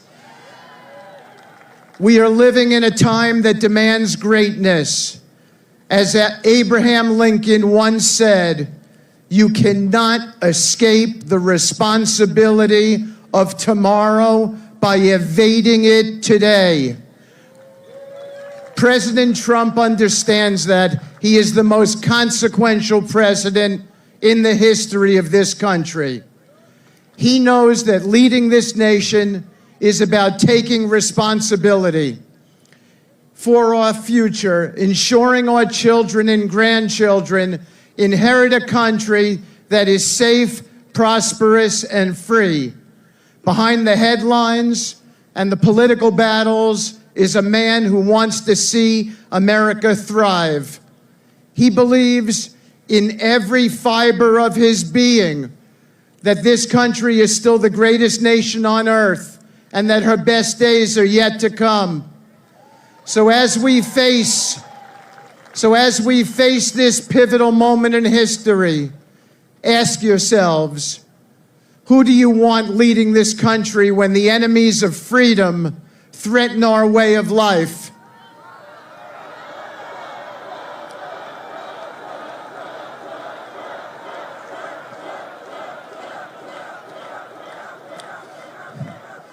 Do you want someone who bows to pressure because this man doesn't? Or someone who stands up, fights back, and says, no matter what you throw at me, I will not break. I will not waver. I will not back down. That is Donald J. Trump. He has the courage to face today's challenges and the vision to build a brighter tomorrow. The pathway to peace, prosperity, and strength isn't found in weakness or hesitation. It's found in unwavering resolve. It's found in a leader who refuses to let America be pushed around or let our enemies dictate our future. So Butler, Pennsylvania, this beautiful town, I ask you to stand with me. Stand with President Trump and stand for the future of this incredible country. Together,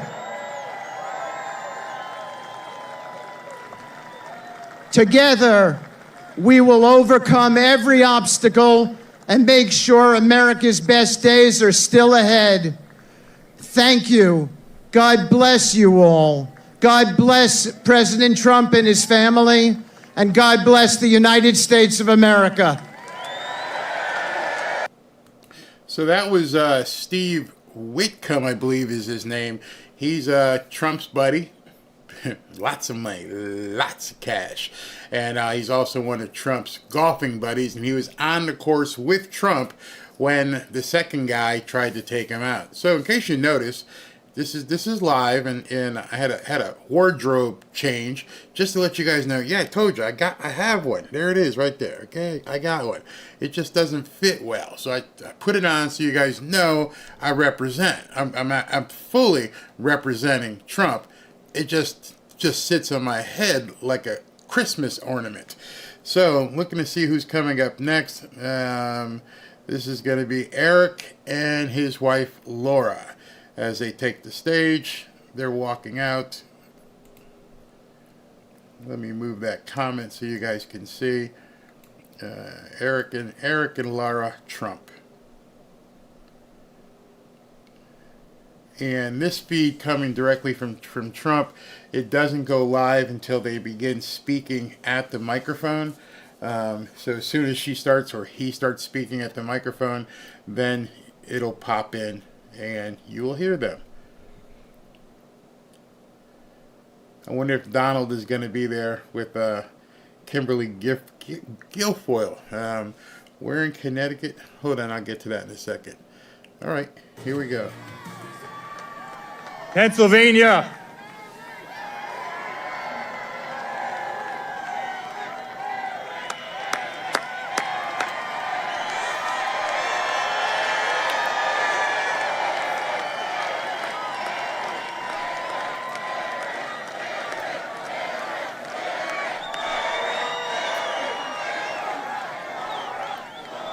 Pennsylvania, I've never been more proud to be anywhere in my life than I am today here with you on this stage.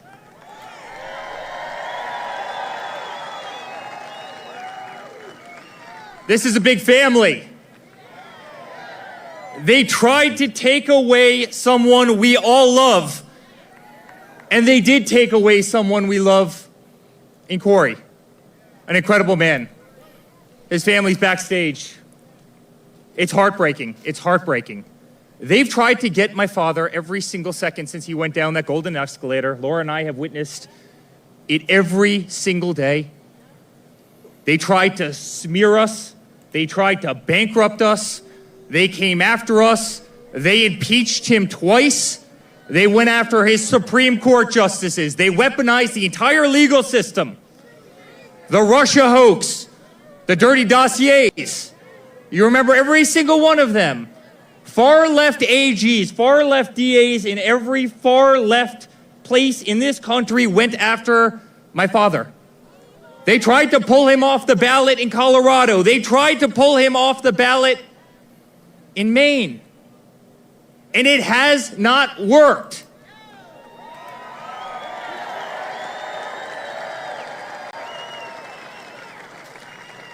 And then, guys, they tried to kill him. They tried to kill him. And it's because the Democratic Party, they can't do anything right. They can't do anything right. You see it this week in the FEMA response in North Carolina, and in Georgia, and in South Carolina, and in Florida. You have people's houses floating down rivers. And what does Kamala do? She comes out and says, yes, I'd like to give that family $750. We send $200 billion over to Ukraine so beautiful young kids can shoot at each other in trenches. $200 billion. We give hundreds of billions of dollars to Pakistan. They wouldn't tell us that bin Laden was literally a mile away from their equivalent of West Point. We send hundreds of billions of dollars to them. We gave $150 billion to Iran, a country that chants death to America. And Kamala Harris comes out and says, we're going to give $750 to the person who lost their house in a mudslide. Guys, this isn't America first. This is America last. But the good news, help is on the way.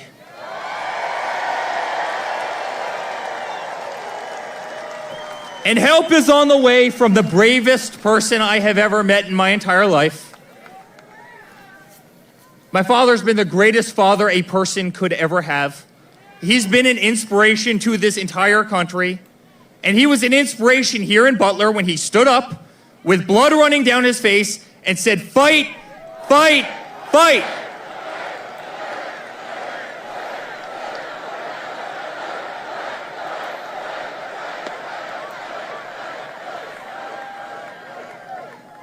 I love all of you so much. I really mean it. This is a family. This isn't politics, guys.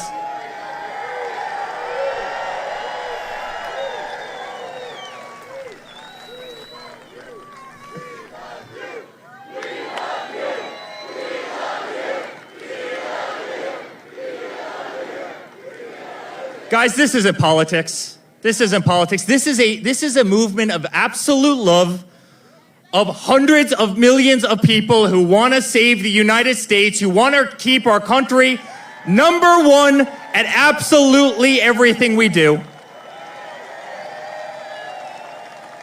And that's why we're going to re-elect Donald Trump as the 47th president of the United States. Guys, we love you. And to a woman that is doing a truly great job in every aspect of life, from being a great wife to an unbelievable mother. By the way, I think Caroline and Luke Trump are the most popular Trumps right now. Did you guys see them a couple weeks ago? Vote for Grandpa. Make America great again. But she's doing a hell of a job as the RNC co-chair. You know, I get to go to bed every single night and wake up every single morning listening about voter integrity. It's really great. I'm really, really excited for November 6th when Laura can turn over in the morning and not talk about voter integrity. but she's doing a hell of a job. Ladies and gentlemen, Laura Trump. All right, Pennsylvania. Is anybody here ready to send Donald J. Trump back to the White House?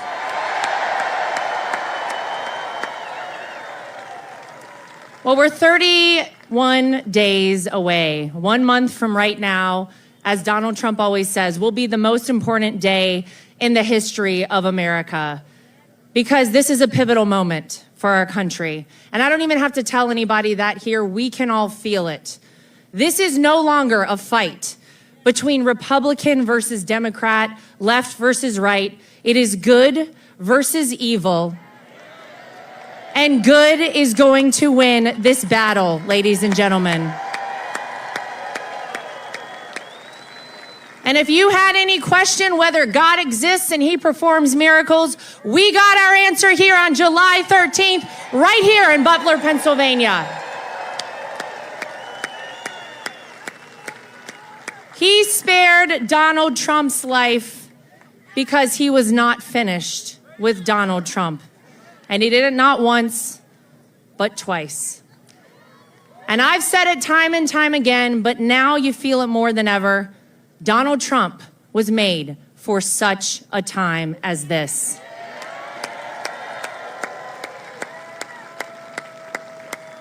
It's such an honor to be back here in Butler. And you know, I knew before Donald Trump even said he wanted to come back here that he would come back to Butler, Pennsylvania, because in life, you can operate with fear and cowardice, or you can operate with strength and faith. And that's what Donald Trump operates with, strength and faith. And that's the kind of leader we need to see back at 1600 Pennsylvania Avenue. We need strength in this country.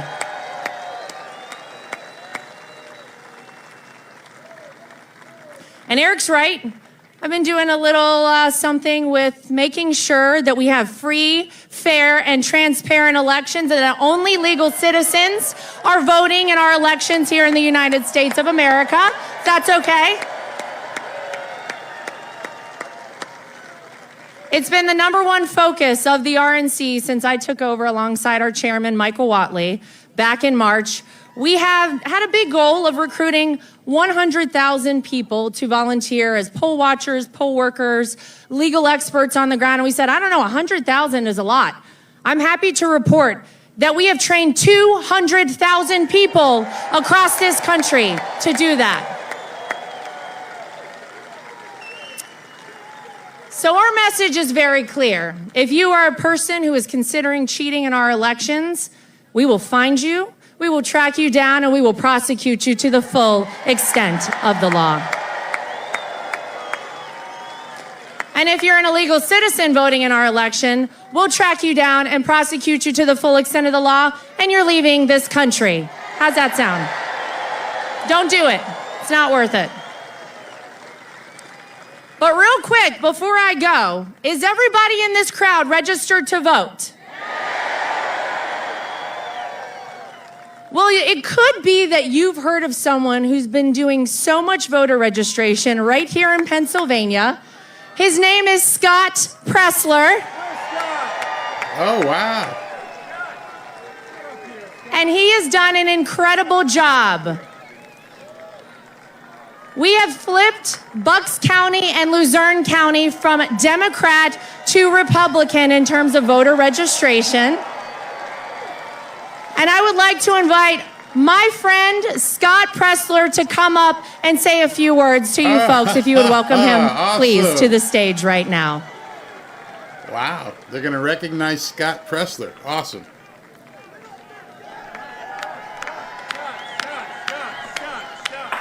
And he wore shorts for us today, so check out his legs. Look at this.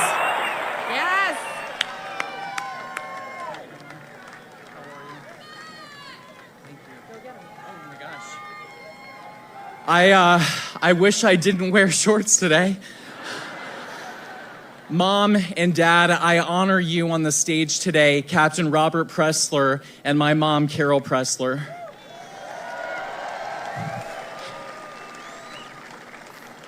Pennsylvania, you have the power to change the world.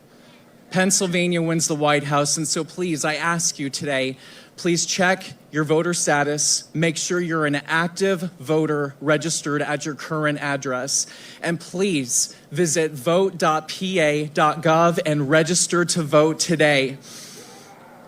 A message to our union workers: we want your vote. We want to keep jobs here in America.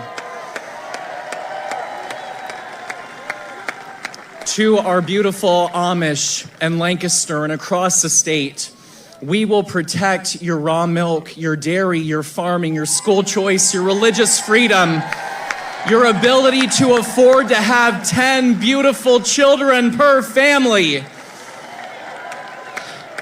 To our hunters, 30% of you are not registered to vote. Please, our hunters, support the Second Amendment, register to vote. To our truckers that service us every single day, please request a mail-in ballot or vote early, lock in those votes. To our sorority sisters and our fraternity brothers, please, you have the power. If you're going to school here in Pennsylvania, register to vote legally and lawfully here in the Commonwealth of Pennsylvania. I feel this from the top of my head to the tip of my toes. I love our great country. President Trump took a bullet for us. Please use your ballot and have his back on Tuesday, November 5th, and deliver Pennsylvania for Donald J. Trump. Thank you.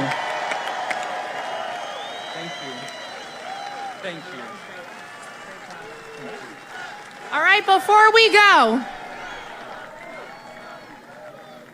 what we're going to do here today, ladies and gentlemen, is we're going to make a new memory in Butler, Pennsylvania. And this will mark the moment that this election was won for Donald J. Trump. Let's send him back to the White House on November 5th. We love you, Pennsylvania. Thank you. God bless. So many of you may not know who Scott Presler is. I saw a couple of people commenting. Scott Presler is amazing. This guy took it upon himself to become a vote harvester and get people to register. He's traveled all over the country. Even before he got recognized, he was paying his own way and going from town to town to basically sign people up and register them to vote. He single-handedly has been in charge of generating so many people, so many voter registrations. Hats off. I mean, we've been following, myself and my wife have been following Scott Presler literally for years. When all this stuff happened up north, he went into Baltimore and did a cleanup. This is before he started registering people to vote, and did a cleanup of the stench and garbage inside of Baltimore. And he's been doing this stuff for years, and it's awesome to see him finally recognized. I mean, I don't know how he did it financially in the early days. Now he's got a bunch of sponsors. But in the early days, I think he just did it on his own. Until people would, he would take up offerings. Hey, can somebody send me a couple $100? I'm going here, I'm going to go there. And now he's just been responsible for getting so many people registered to vote. So let's go to the next speaker that looks like, who can this be? Well, I'm not sure who this is. Maybe the guy's just working on it. The stage. Yeah, it's just somebody working on the stage. I'm sorry. So the guy looked like he was involved with was going to speak, but he was just getting the microphone set. So let's see who comes up next. I don't know if Elon spoke yet. I haven't seen anything. We cut in. The first person I cut into was J.D. Vance. But if Elon Musk walks out on this stage, if he's the person who's going to introduce Donald Trump, this place is going to go friggin' nuts. I mean, absolutely bonkers nuts if Elon Musk walks out here. So I'm not really sure who it's going to be. Let's see who this next person is. It is now 5:48. Trump is, I won't say an hour late. This is how a show's supposed to go. So who is this guy? Let's see who he is. Don't recognize him. Come on, boy. Start talking. They haven't queued the sound for him yet, so I don't know if he's checking sound. Let me go to my other feed and see if they... Nope, he's still checking sound. So, yeah. He's the guy that goes up and goes, test, test, test. I'm seeing people stand up, so not sure who's getting ready to walk out. Maybe it's Elon. Don't know. We shall see. The people can tell down the walkway there who's coming out. I can't see who's coming out. They will erupt if it's Elon Musk. I'll tell you that much. They will just go absolutely bonkers. And it's funny because J.D. Vance already came out, so whoever's coming out next to probably bring Trump on is getting a prime speaking slot. I would have thought you'd have brought out the vice president to do that, but so it's got to be Elon. It couldn't be anybody else. Nobody else is that big that they would have put him on behind him. So we shall see. A great patriot. Yep, he was. Elon fights. Elon, let's see. Oh, thank you, Chris Ignacio. 18,000 watching. That's awesome. I'm looking to see, as you can see, there's nothing up there yet. Praise God, Donald Trump is God's chosen child of God. Unite brothers and Christ. Yes, absolutely. So we're all waiting to see who this next person is going to be. It might be Corey's family. That might be who it is. Corey's family may be coming up next because I know they were going to do some sort of tribute for Corey. So I don't know. I'm just speculating. I'll know as soon as you know. Elon is next. Somebody says maybe he might be next, but I'm thinking it might be Corey's family. Unless what may happen is they may introduce Trump whenever whoever after Elon or everybody else, and then Trump might be bringing up Corey's family. That might be what they're going to do because he's not going to want them to make a speech. He wants to recognize them. So that I'm going to give you a little insight. That's what's going to happen. Whenever Trump gets up, he's going to bring up the family because he wants to recognize the family. They're not there to make a speech. So this is probably going to be Elon. I'm going to guess it's probably Elon. Let's see what happens. Wow, Trump has 3.7 million views on X right now. My job is getting in the way of catching your stream. I just got off work. All right, go back to the beginning, or maybe not. Maybe if you want to jump ahead right now, because Elon may be coming out. This is the guy they hate. They can't stand the fact that we can talk freely over there. Can't talk freely here. You can say whatever you want. So it's just amazing. So it doesn't look like anybody's walking out yet. Who knows what they're doing, but nobody ain't gonna rush Elon. YouTube is running Kamala ads. She's desperate. Indiana for Trump. Somebody says I went to Benny's live and he only had 15. Okay, I like Benny. Benny's cool. Benny's definitely cool. Okay. So somebody said they want to see the hoodie registration again. All right, hurry up and get there before somebody gets on stage. Go to fanfareshop.org to go ahead and register to win a Trump hoodie. fanfareshop.org to register to win. We're also planning our get-together down here in Boca, or somewhere close to Boca, Fort Lauderdale. We're going to invite all you guys in. We'll have like hors d'oeuvres, and we'll have some drinks, maybe like get you guys an open bar for a certain time so you don't go crazy. Soft drinks, just have some fun. No rally or anything. But then I'm also thinking about doing a live broadcast in a studio for Election Day. If I can pull that off, maybe I would do it at the same time. There's this big studio down here that I've done some work with that I'm thinking maybe we could do a live broadcast during the election night and hopefully get that catered. Maybe that might be a better thing to do. But I'm thinking about which way we're going to go with it, because Trump's going to win. We're going to have a lot of celebrating to do on November 5th. Not waiting on November 6th and November 7th for, all these different people to count their votes. In fact, I'm telling, if you're in some place right now, in one of these swing states, do me a favor. If you're in Pennsylvania, hold your vote and make Philadelphia, make the hood post their numbers early. I am so sick on election day. Oh, we're waiting for Fulton County in Atlanta. Hey, we're waiting for, Pennsylvania. We're waiting for Philadelphia. We got to wait till, the people in the hood, because they're slow counting. That's where the cheat happens. Don't phone yours in and show your vote. Don't keep your hand close to the chest until they put their votes in. Don't give them a chance to run and make it, rally it up and tally it up and change and fix things. Make them put their numbers in first. I don't know why you wouldn't. That gets me so pissed. I sit there with Robin and we watch over and over every single election. Oh, we're waiting on Philadelphia. Oh, we're waiting on Newark in New Jersey. Oh, we're waiting on XYZ. They're always, if you notice, Milwaukee, they're always going to be those cities, those deep blue, mostly urban black cities that always are the last ones to bring their vote to the tally.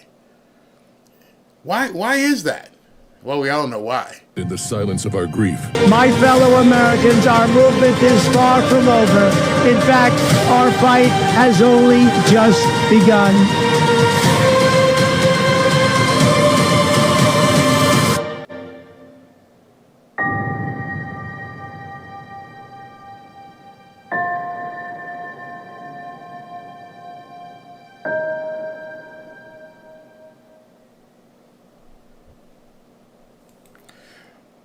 Not sure what that was. It was pretty cool. So the reason why it looked kind of faded is because they just showed that to the actual audience, and obviously it's sunlight, so it wasn't as dark as it should be. So somebody's going to come out. I don't think it'll be Trump because we don't hear Lee Greenwood's music. Also, wait a minute. Yeah, here he comes. So I guess Elon's not going to speak. Trump is on his way up. The music is playing. I can't play the music. Yep, there it is. All right, so here he comes. Let's go ahead and cut to that. And so, as I've mentioned, this music is under copyright. Can't play it, but he is about to take the stage. I don't know if he's going to bring Elon out or what. So we will see what happens. But here comes the security. Trump's going to basically walk to the microphone, make his stops as the song is playing. He times it like a rock star. He knows when to come up there. Plenty of security, man. Look at all the people running around backstage back there as he's walking up. Tons of security. They're everywhere. They are literally everywhere, as well as they should be. He should be the most protected man in the country right now. God bless him. Let's pray that this speech goes okay. Put the armor of God over this man because we need him. We need him to be safe. And once he's behind that bulletproof glass, I think everything will be fine. So it sucks that he has to be behind that bulletproof glass. That absolutely sucks. But if that's what it takes to make sure that he's safe, then that's what it means. Okay. Oh, Lee Greenwood is there live singing. Oh, awesome. I said that earlier. I thought he would come and show up and actually sing it live. I wish I could play it. But you know what he's doing. He's singing that song that Trump loves. God bless the USA. That's so awesome. So awesome that he's singing it live. Wow. Wow. That's not me cutting the feed like that. That's the feed, not going between cameras and what they're doing. But this is absolutely awesome. Absolutely awesome. I'm really going to try and get the rights to this song for the next rally. But this is incredible. Absolutely incredible that he's there. He's singing it live to him.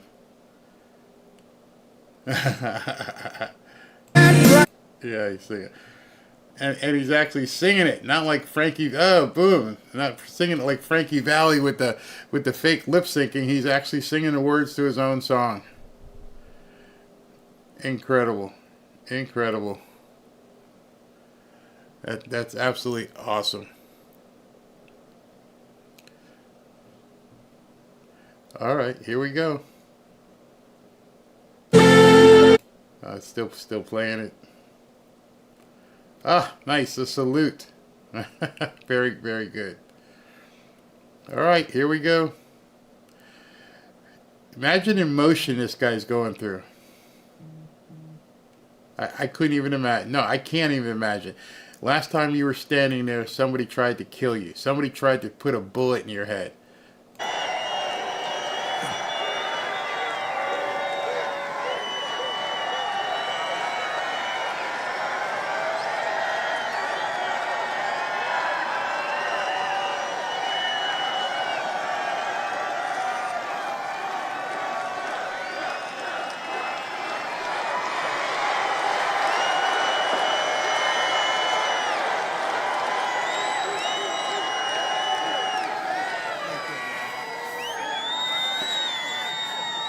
Lee, thank you very much, really. And thank you, a very big thank you to Pennsylvania. We love Pennsylvania. And as I was saying,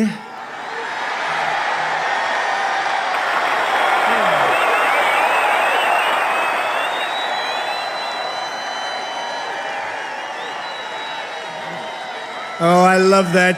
I love that chart. I love that graph.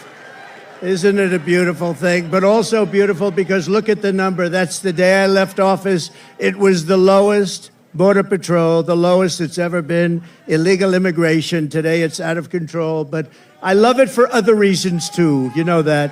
So thank you very much. And thank Lee and what Lee has done with that song. And it's such an honor to have it. I want to just let you know that tonight I return to Butler in the aftermath of tragedy and heartache to deliver a simple message to the people of Pennsylvania and to the people of America. Our movement to make America great again stands stronger, prouder, more united, more determined, and nearer to victory than ever before. We're going to make America great again. Going to win the election. Going to win the election.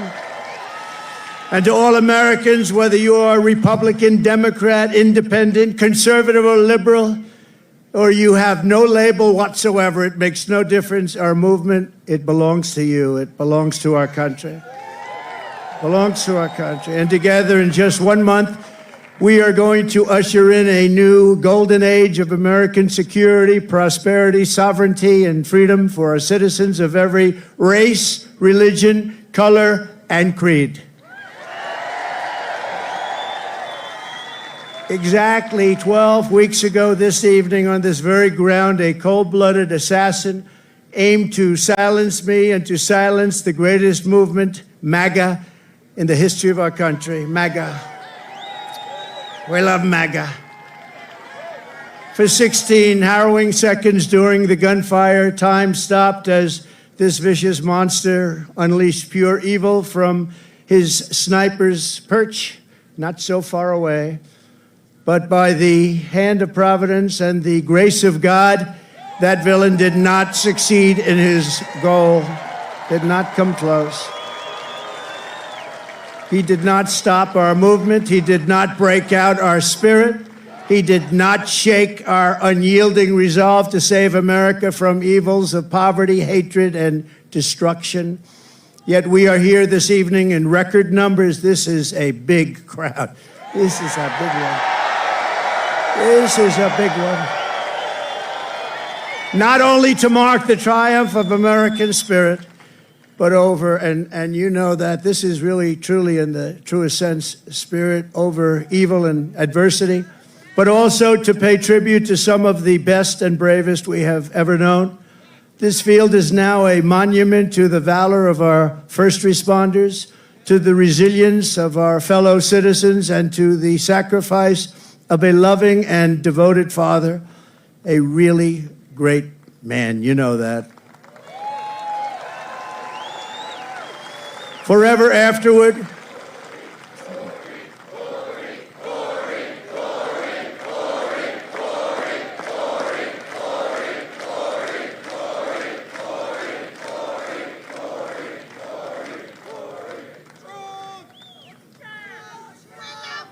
forever after, all who have visited this hallowed place will remember what happened here and they will know of the character and courage that so many incredible American patriots have showed and know, and they know it at a level never seen before, probably. First, I want to thank the men and women of the U.S. Secret Service who threw their bodies on top of mine without even a thought for their own lives. They were on top of me so fast. They were on top of me, and there was not even a moment of doubt in their minds. You watch those tapes, not even a moment of doubt. I want to thank Secret Service. They're great, great people. They are great people. And in that moment, those agents displayed a devotion to duty that cannot be described, and they did it yet again less than 3 weeks ago when they really did a fantastic job. Another attempt. It was another attempt. We have an evil world. We have a very sick world. My gratitude to them is beyond measure. We also owe a tremendous debt, thanks to the Secret Service counter sniper and a local police sniper who returned fire within seconds and stopped the shooter quickly and saved many lives. If he didn't stop, he saved many lives. He had a lot of bullets, a lot of ammunition up there with him. And we are, just amazing when you think they did it so quickly without any knowledge of what was going on, boom. And had that not happened, it would have been a very different story. It would have been potentially many people. I also want to express our thanks to the Butler Township Police Department, incredible people. The Butler Sheriff's deputies, Pennsylvania State Police, and all of the other law enforcement heroes, as well as the emergency personnel and doctors, the medical teams at Butler Memorial Hospital, Allegheny General Hospital, who rushed me and rushed some of these very badly wounded people. They were wounded, a lot of badly wounded people, and in particular, two people. And I tell you, they were very brave and great people. They were big Trump fans, and they still are. That means something. That was pretty amazing. You know, when I got up, I asked whether or not anybody was killed. I assumed that there would be a lot because I heard the bullets winging right over my head. They said probably 3. The doctors did such an incredible job. It was one great gentleman, but the other 2 have been amazing, actually. They've gone through it. They've gone through a lot. And when the crisis struck, they did really Pennsylvania proud. You've heard that expression, Pennsylvania proud. It's a great place. I went to school. I went to college in Pennsylvania. It's a great place. The people are incredible. Also, and I have to say, after returning to the field tonight, is one of the really brave Americans who was hit by the assassin's bullet, U.S. Marine veteran David Dutch. David, thank you. Thank you, David. Thank you, David. And David, we're thrilled to see your recovery is going well. Great doctors up here, I have to tell you, great doctors. Your courage is really an inspiration to us all, so I want to thank you very much, David. A great gentleman, great gentleman. I want to send our love to someone who could not be here because he has just undergone a major surgery related to the shooting. A man who was really badly wounded, like David, James Copenhagen, because James was a wonderful man, a big Trump fan. And Mr. Copenhagen is out there watching us right now, but he's in a hospital where they did some additional work, but he's in great shape. He wanted to be here so badly, but he's in great shape, and we appreciate it, and we're looking to his full and complete recovery. He will have a complete recovery. Thank you. Thank you very much. And of course, there's one more hero who could not make it back here tonight because he is no longer with us, right? You know who that is, right? Corey, our beautiful Corey. Corey is not with us tonight, and he should be. And We all miss him. He's become somewhat of a folk hero, I have to tell you. Who is with us is his beautiful wife and daughters and relatives, sister.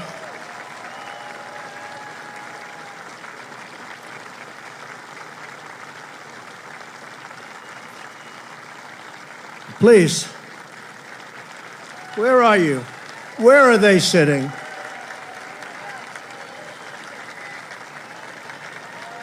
There they are. There's a lot of people.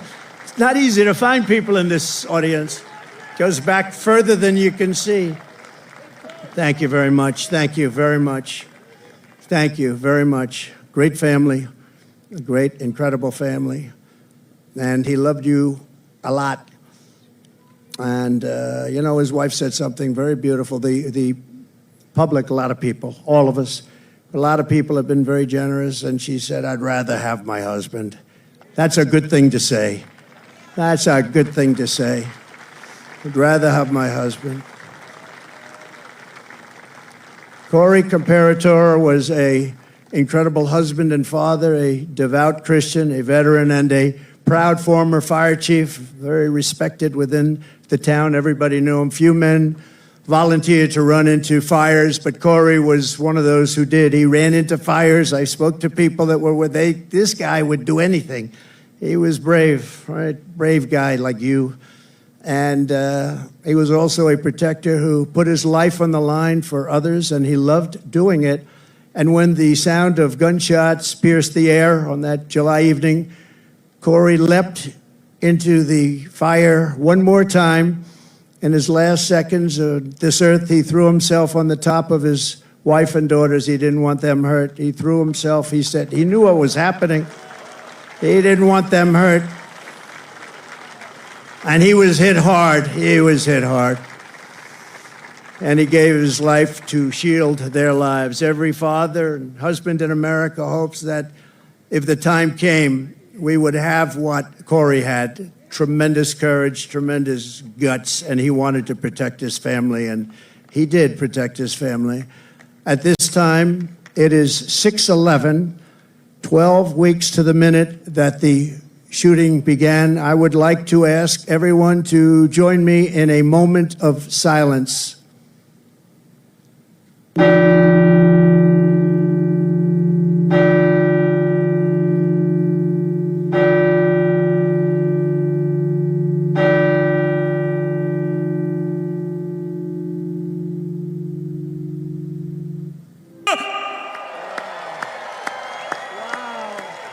Wow.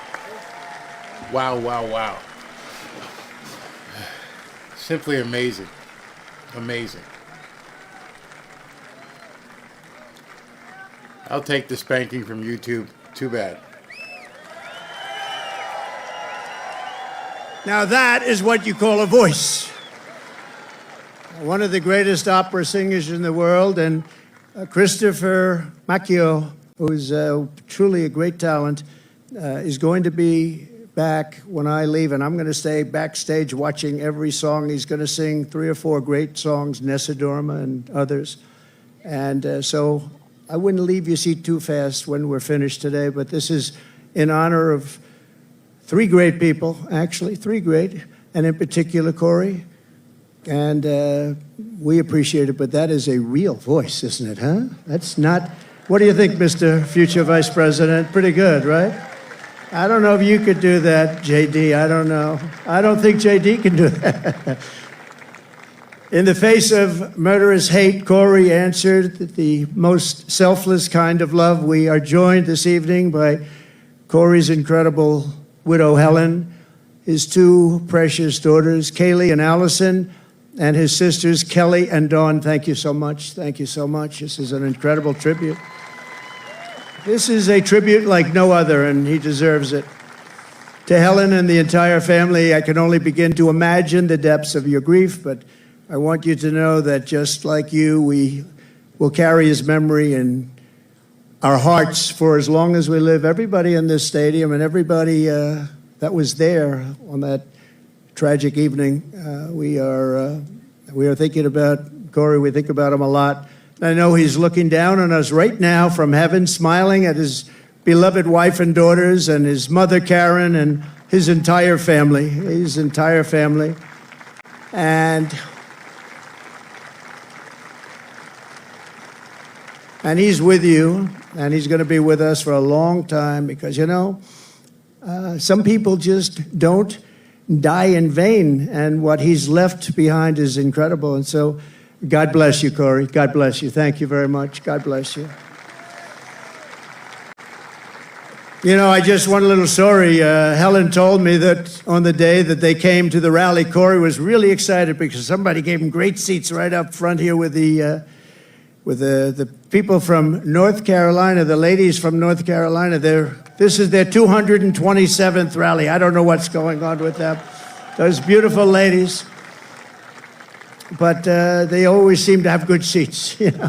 But Corey had the best seat in the house, and he was telling his wife and family on the way over in the car, he said, I'm telling you, he's going to invite me up on the stage, because I do that sometimes. I take people, we invite them up on the stage. And she smiled, thinking it'll never happen. And little did anyone realize that Corey would be on the stage 3 months later in an almost immortal position.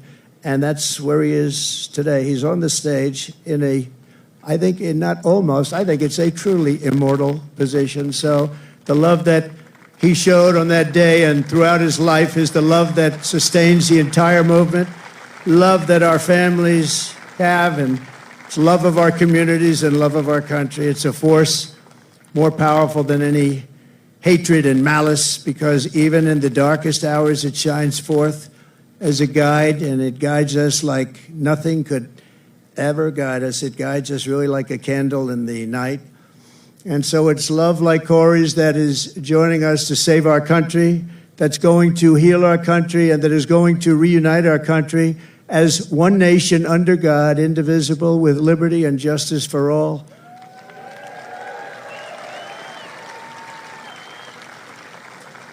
So what our opponents have never understood is that this movement has never been about me. It's always been about you. It's been about a lot of people, millions and millions of people, the biggest ever in the history of this country, maybe anywhere. And everyday people who are the heart and soul of our country. They love our movement, they love our country, and they know they're doing right. Your hopes are my hopes, your dreams are my dreams, and your future is what I am fighting for every single day.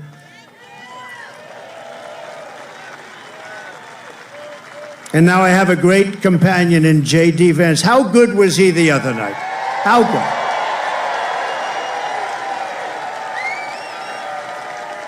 He was great.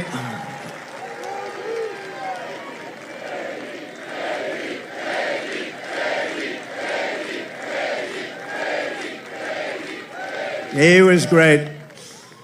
But from the very beginning of this journey, I've been on a mission to rescue our country from a failed and very corrupt political establishment, very corrupt. We have to change it. We have to change it. We need also a very free and open press, and to give it back to the country you believe in and I believe in. It's a country that we were born in and the country that you deserve. You deserve this.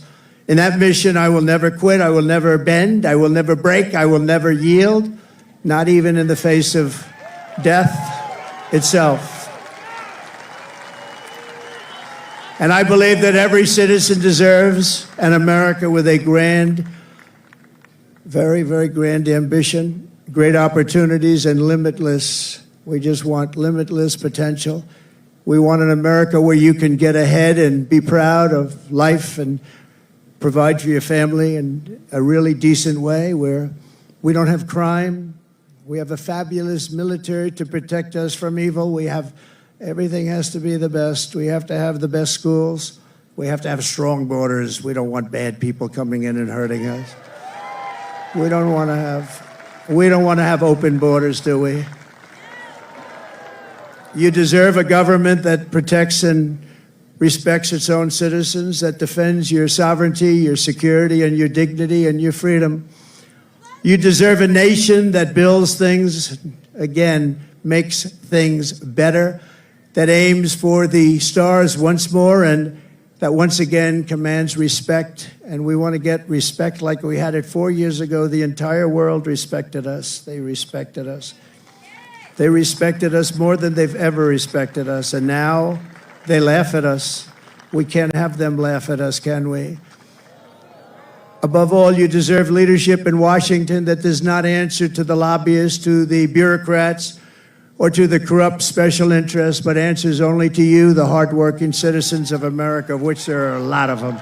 We have a lot of them. We have a lot of them. Over the past 8 years, those who want to stop us from achieving this future have slandered me, impeached me, indicted me, tried to throw me off the ballot, and who knows, maybe even tried to kill me. But I've never stopped fighting for you, and I never will. Never will. Never gonna stop.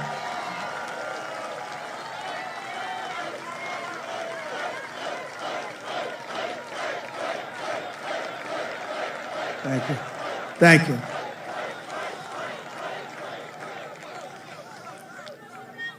And in turn, you have always stood with me. You have always stood with me, no matter what. You saw what was going on. You saw the hoaxes and the scams. You saw everything that went on. We are a team. We're a great team, I think. We're probably the best team ever in the history of our country, if you really think about it.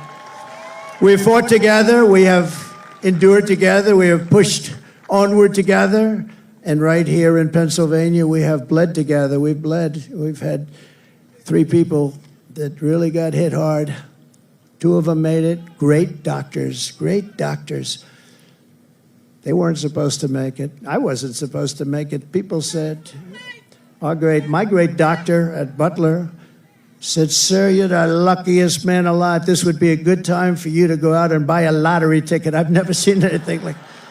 I almost went out and bought a lottery ticket. I'll take it. And 31 days from now, here in this great Commonwealth, and all across our land, we are going to win together. We are going to vote together. We're going to win the greatest election in the history of our country, maybe the greatest election all time.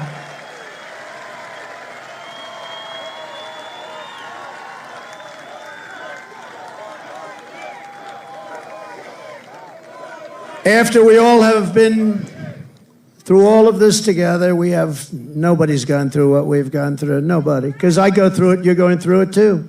But there's never been anything like this. You know, I always say there's an enemy from within and there's an outside enemy. And if you're smart, the outside enemy is not going to be a problem. Russia, China, North Korea, we're not going to have a problem if you have a smart president. If you have not such a smart president, then it's a problem. But we have an enemy from within, which I think is much more dangerous than the outside enemy. We stand on the verge of the 4 greatest years in the history of our country. We can make these the 4 greatest years. We'll turn it around so fast that your head will spin.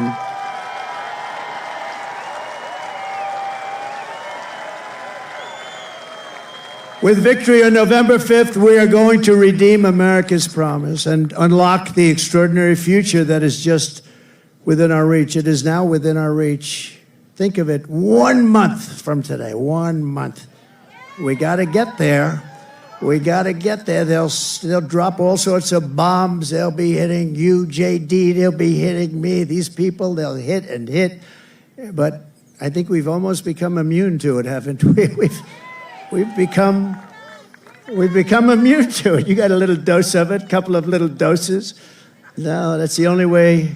That's the only way they can even think about winning, with open borders. Who wants open borders? Who wants men playing in women's sports? Who wants sex change operations for illegal aliens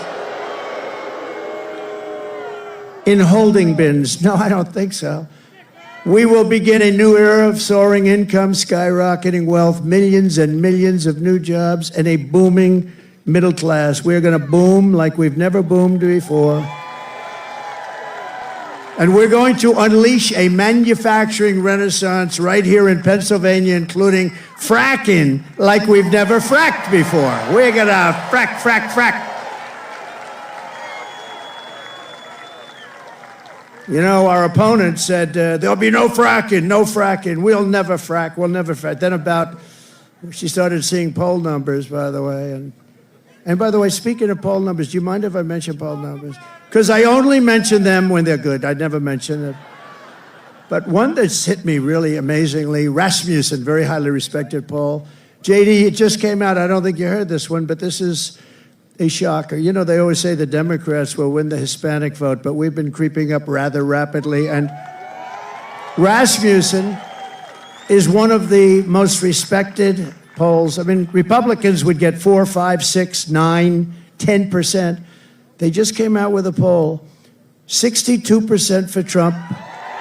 Think of that. Think of that.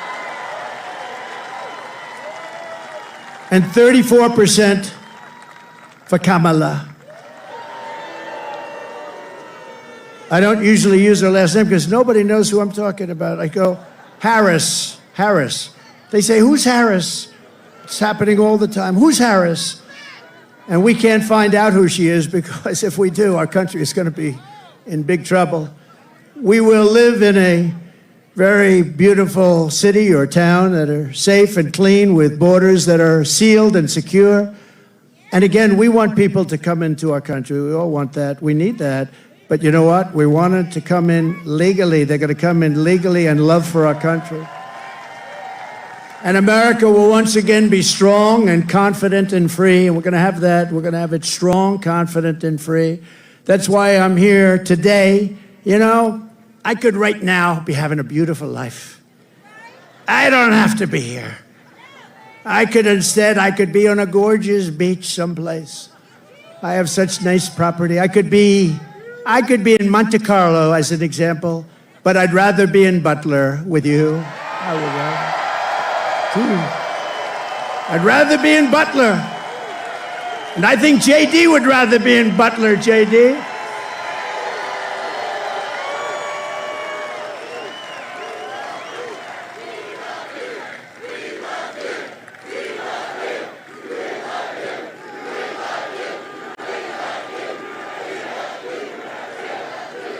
No, I'd rather be here because we're doing something. You know, they got a lot of rich guys that go, nobody cares about them. I had one about a month ago, very, very rich guy, and he called me up. He said, President, I've known him for a long time. I don't say how long because I don't want my wife to hear that number. It's a long time. But he's very successful, and he said to me, sir, could you do me a favor? The guy's worth billions of dollars. He said, could you do me a favor? I can't get into a restaurant. Do you think you could call them to get me in? And I said, what the hell is the good of being rich if you can't get into a restaurant, right? And I called the maitre d'. Hi, I'm a little embarrassed. Hi, this is Donald Trump. I recognize your voice. I said, would you do me a favor? A friend of mine is online about a mile back. This is a very successful restaurant. And he's got his wife. I described the wife. Could you possibly go get them? Could you go get them and bring them in? And he did. And my friend called me up the next day. He said, thank you very much. Thank you.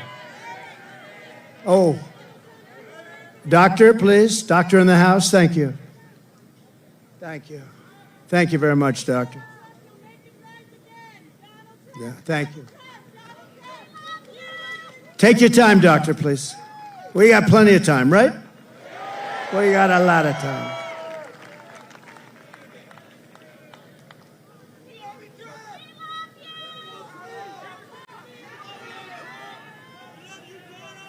You doing okay?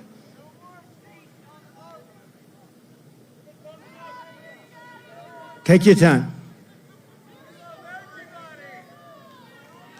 We've got to protect our people, right? Take your time.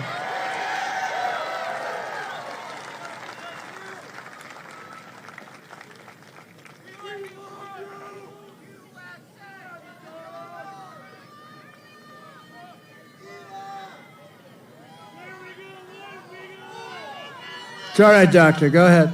That's all right. That's all right. People come out 2-3 days ago, and then they get it's an amazing thing. It's an amazing thing. We appreciate. Everybody appreciates it. Yep. Take your time. That's great. That's great.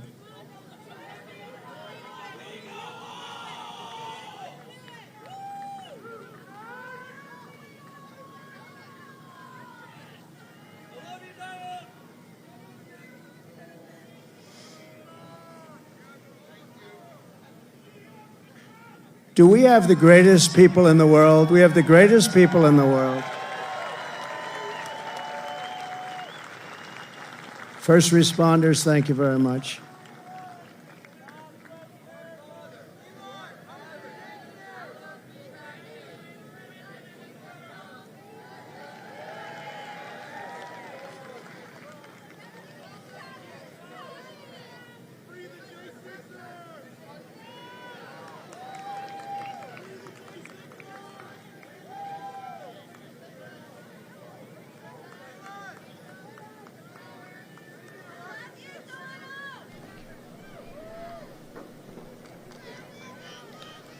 Some of you have asked about the shadow. That shadow is coming from the the big stand in front of him, the bulletproof glass, and obviously that pole there.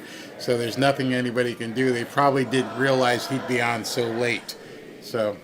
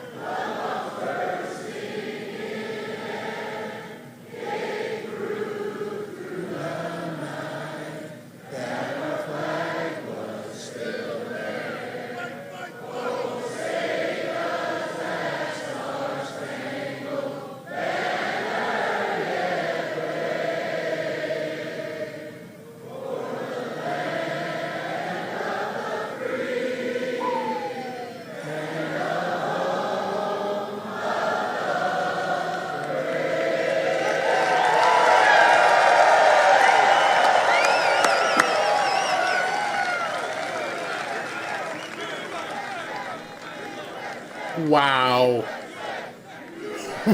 Mind blown. Won't see that at a Kamala Harris rally, will you?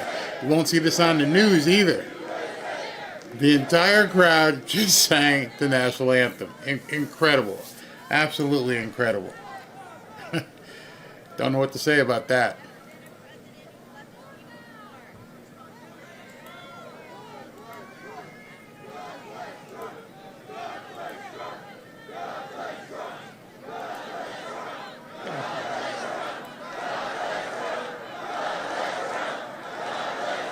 Thank you.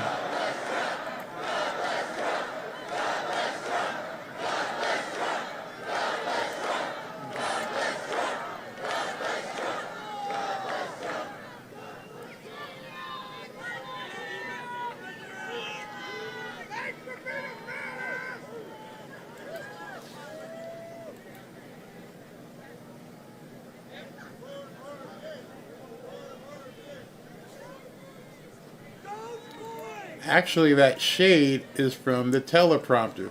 If you look at the very top right of your screen, you see that little square box. That's the teleprompter throwing shade on Trump's face. So that's the teleprompter that's causing the shade on him. That big square. Otherwise, it's that time of day. It's amazing how he takes the time to make sure people are okay. If you've never been to one of these rallies, there's not like there's vendors walking around with water or food or anything. So some of these people have probably been there since 6, 7 o'clock this morning, if not last night, to get a seat back close up. So, yeah, it's very easy if you don't have any food or water up there.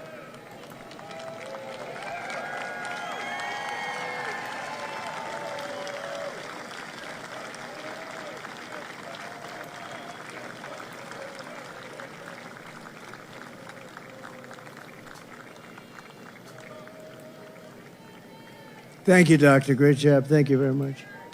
Thank you all. Fellas, thank you. First responders, thank you very much.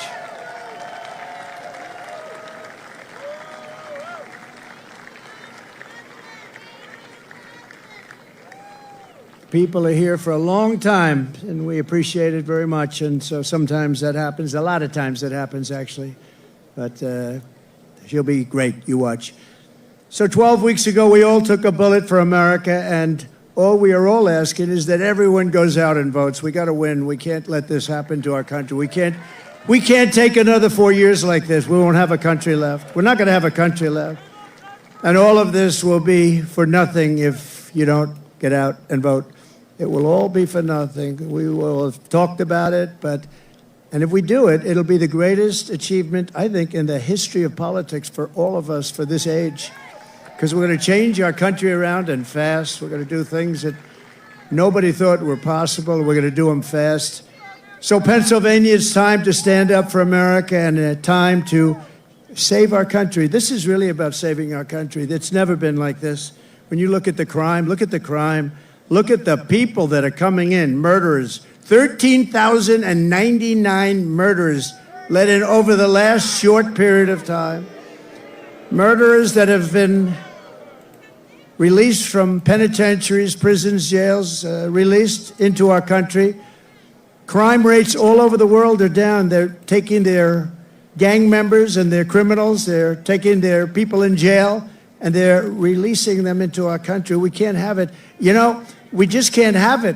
How do you get more simple than that? They're releasing murderers, they're releasing drug dealers, they're releasing gang members and criminals, human traffickers. Mostly they traffic in women.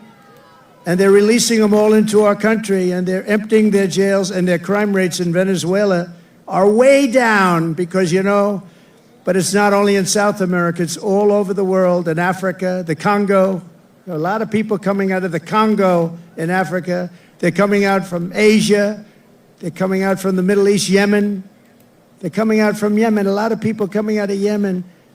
And they're known terrorists, and they just release them into our country from countries unknown also. They know nothing about the people. Oh, go right in. These people are crazy. And we have to win. We'll stop it immediately, and it will be a big deportation. We're going to deport these people. We're going to get them out of our country immediately, or we won't have a country. And if we win Pennsylvania, we will win the whole thing. The whole thing will be won. So for the sake of our families, for the sake of our children, we will keep on going. And as the expression goes, I mean, I'm a little embarrassed to say it, to be honest with you, but I'm going to say it because a lot of people do say it. We will fight, fight, fight. We're going to fight for our country. We're going to fight for our country. And together we will save this country, we will restore the republic, and America's future will be bigger, better, bolder, brighter, happier, stronger, freer and greater, and more united than ever before. Our country will be united. You'll watch, you'll watch. You know, we had the most successful country ever, maybe in the world during my term. We had the greatest economy that we've ever had. And you know what was happening? We were uniting. The other side, radical left people were coming over. They wanted to meet. They were coming over. Women, men. If you look at population, our black population, our Hispanic population, our Asian population, everybody was doing better. People that went to the best schools and best colleges in the world got the highest marks, and people that couldn't get a high school degree, everybody was doing better, and our country was coming together. And then we got hit with COVID, a gift from China. Some people would call it the China virus. And we did a great job on that, too. We did a great job, but the world was disturbed. $60 trillion in damage worldwide, millions and millions of, tens of millions of people killed. And we still, during this 4-year period, we had the greatest economy, one of the great countries of the world. And we left with a stock market that was higher than it was just prior to COVID coming in. So what we did was something really incredible. But we had the greatest, most successful country ever. We had the greatest economy in our history, and we're going to do it again, and maybe even better. We learned a lot. We learned a lot about people and about doing things and what works and what doesn't work, and we're going to do it, and it's going to be quick. It's going to be quick. And we're going to have safe cities, and we're going to have great cities again, and we're going to have a capital in Washington, D.C., which is right now crime-ridden. You leave from the great Commonwealth of Pennsylvania, you go drive down to Washington, D.C., and you drive down and you end up getting murdered, you end up getting hurt, you get mugged, We are going to straighten out Washington, D.C. We're going to make it again the most beautiful capital in the world. We're not going to have graffiti. We're not going to have graffiti on our marble columns. We're not going to have roads that have potholes all over them and medians that are falling into the highways. We're going to run it properly. We're going to change it. We're going to run it properly. It's an embarrassment to us. Can you imagine foreign leaders coming in and running over roads that haven't been paved in years? We're honored to be joined tonight by one of the people who is going to help us build this incredible future, and he is a truly incredible guy. And I don't say that often. Elon. He's a great gentleman. He's done such an unbelievable job for North Carolina, for Georgia, for Alabama, Elon. for Florida, for Tennessee. His name is Elon Musk. He saved free speech. He created so many different great things. Where is he? Come on up here, Elon. Oh, yeah, here we he go. created the first major American car company in generations, and his rocket company is the only reason we can now send American astronauts into space.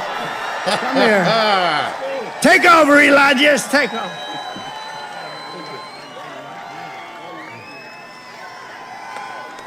Hi, everyone.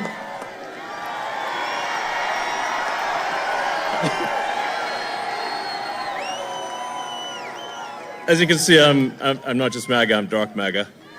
Well, first of all, I want to say what an honor it is to be here. And, you know, the true test of someone's character is how they behave under fire. And we had one president who couldn't climb a flight of stairs, and another who was fist pumping after getting shot. Fight, fight, fight! Blood coming down the face. Now, America is the home of the brave. And there's no truer test than courage under fire. So who do you want representing America? Yeah, absolutely. And I think this election, I think it's the most important election of our lifetime. This is no ordinary election. The other side wants to take away your freedom of speech. They want to take away your right to bear arms. They want to take away your right to vote effectively. You've got 14 states now that don't require voter ID. California, where I used to live, is just passed a law banning voter ID for voting. I still can't believe that's real. So how are you supposed to have a proper election if there's no ID? It's just meaningless. And free speech is the bedrock of democracy. And if people don't know what's going on, if they don't know the truth, how can you make an informed vote? You must have free speech in order to have democracy. That's why it's the First Amendment. And the Second Amendment is there to ensure that we have the First Amendment.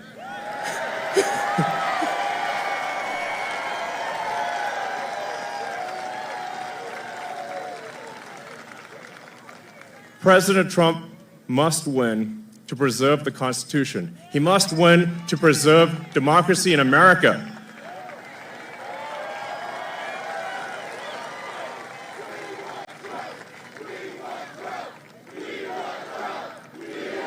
Yes.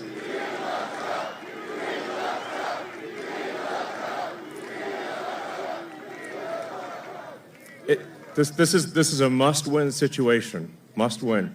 So I have one ask for everyone in the audience, everyone who watches this video, everyone on the live stream. There's one request. It's very important. Register to vote.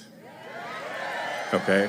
And get everyone you know and everyone you don't know, drag them to register to vote. There's only 2 days left to register to vote in Georgia and Arizona. 48 hours. Like, text people now. Now. Oh, and then make sure they actually do vote. If they don't, this will be the last election. That's my prediction. Nothing's more important. Nothing's more important. So get everyone you know. Everyone. So I'm speaking to people out there. Everyone in the crowd, I think, is already convinced. But for people out there that are watching the video, watching the live stream, you need to get everyone you know, at work, your friends, family, text groups, your social media, everything. Get them to register to vote right now. Only 2 days left for Georgia and Arizona. Only a couple weeks left in Pennsylvania. And if they're not registered to vote, it doesn't matter at that point. Register to vote. I'm being repetitive for a reason, okay? So nothing is more important. And a lot of people think maybe their vote doesn't count. Well, it does, okay? It does.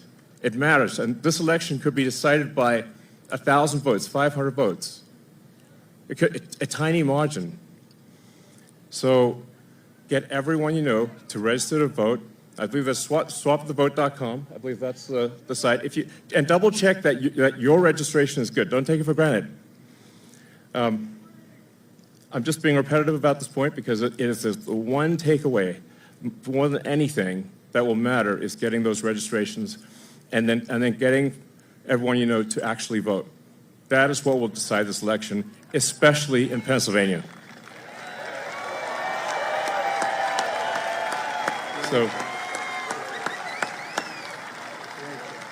So thank you, and honestly, you want to just be a pest. Just be a pest to everyone you know, people on the street, everywhere. Vote, vote, vote. Fight, fight, fight. Vote, vote, vote. Thank you.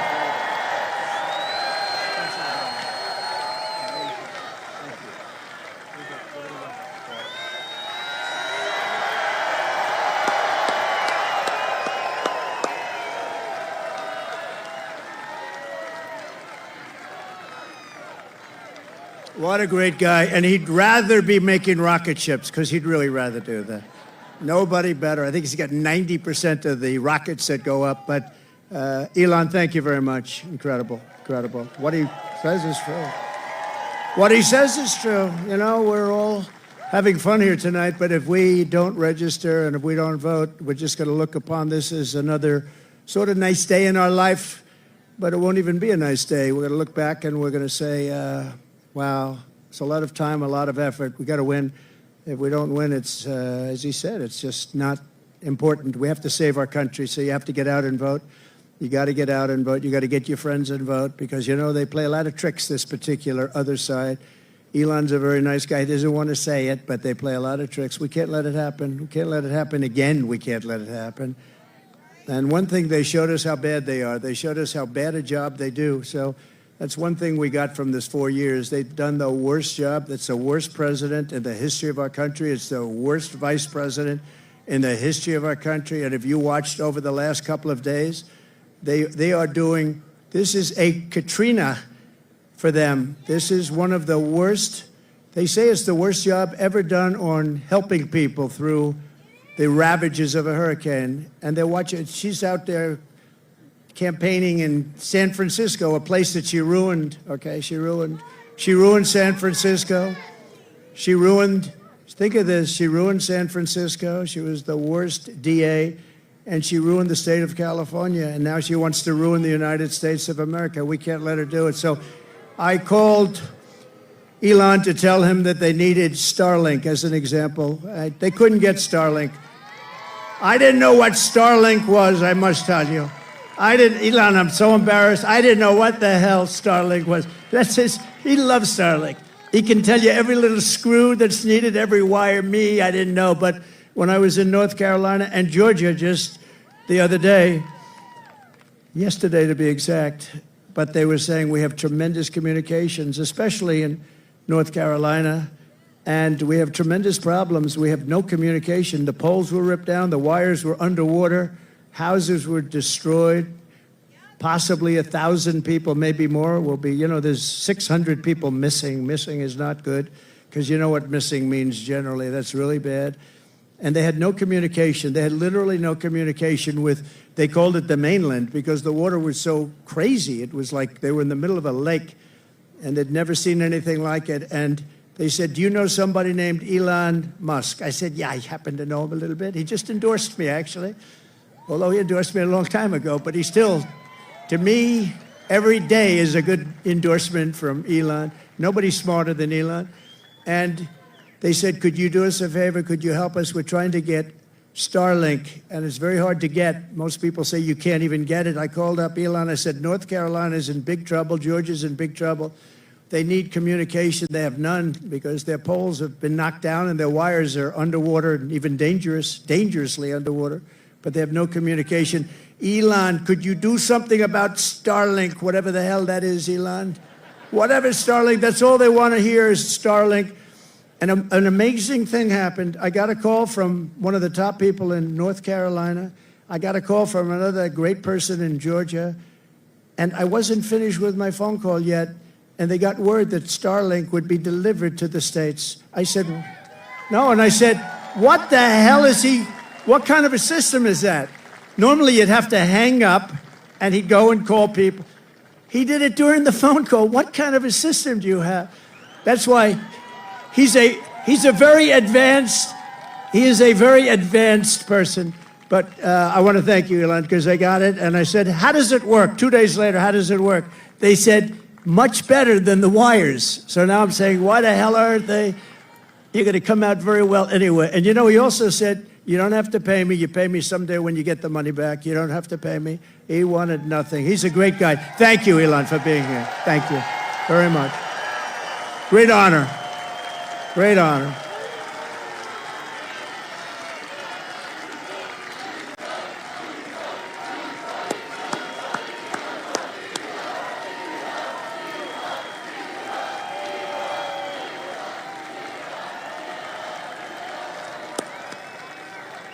Thank you, Elon.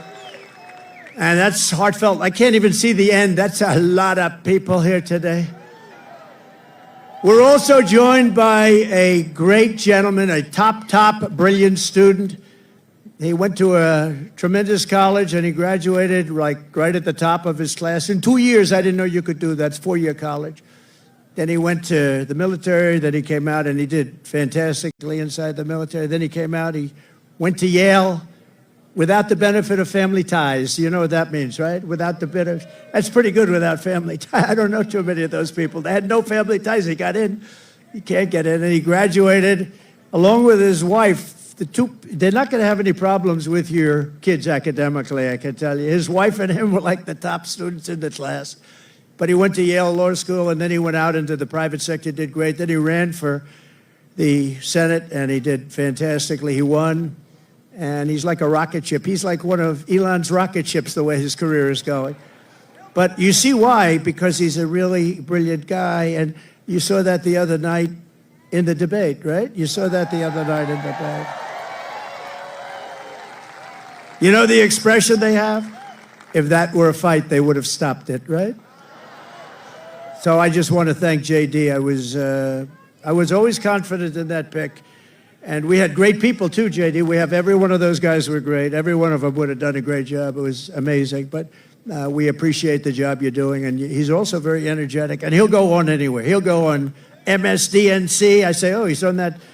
He'll go on CNN. It's like he has no problem. He swats them like this. He has no problem. No, it's true. You know, other people say, sir, I'd rather not do that one. I'd rather not do that one, sir. I'd rather not do them, because they are, very. With him, he doesn't care. He says, they're not going to outsmart me. So I want to thank JD. You've done a great job. Thank you very much. Amazing. Great.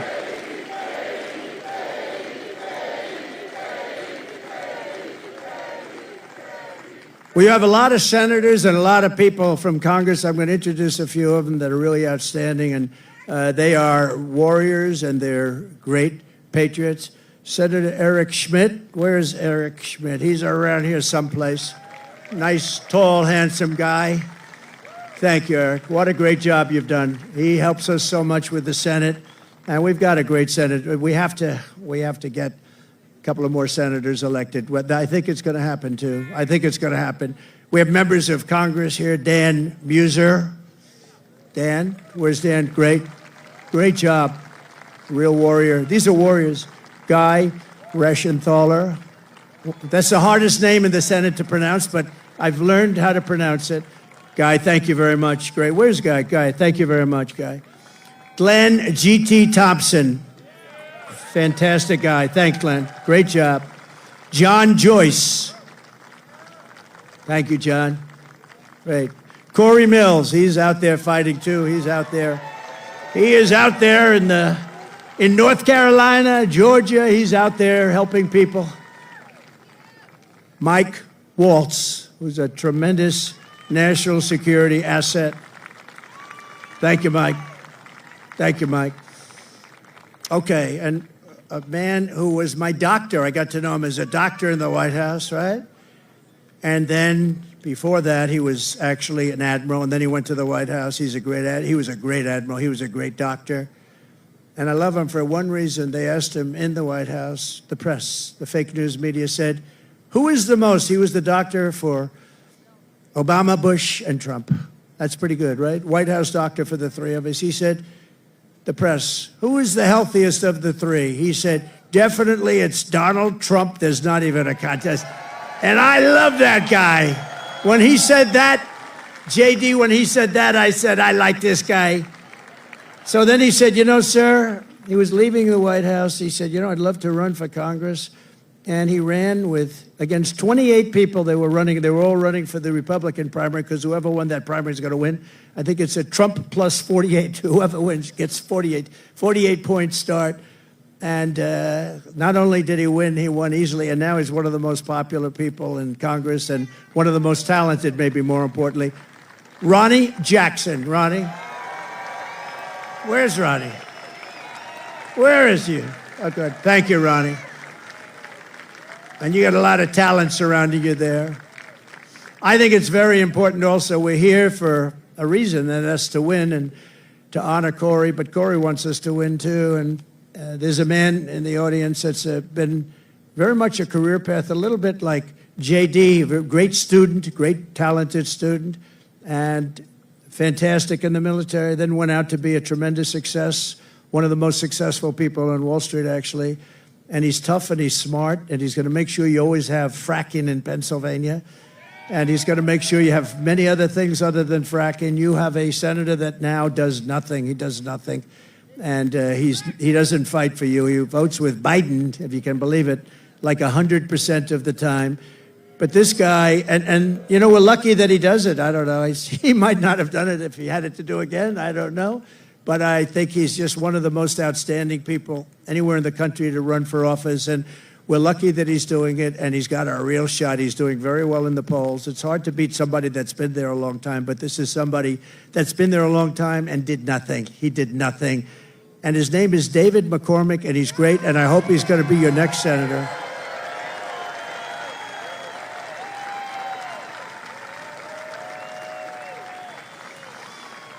And I see somebody else I didn't know he was here. Mike Kelly. I see Mike Kelly there. Stand up. Oh, boy, am I lucky. Am I lucky I spotted him. If I didn't spot you, I was in big trouble, right?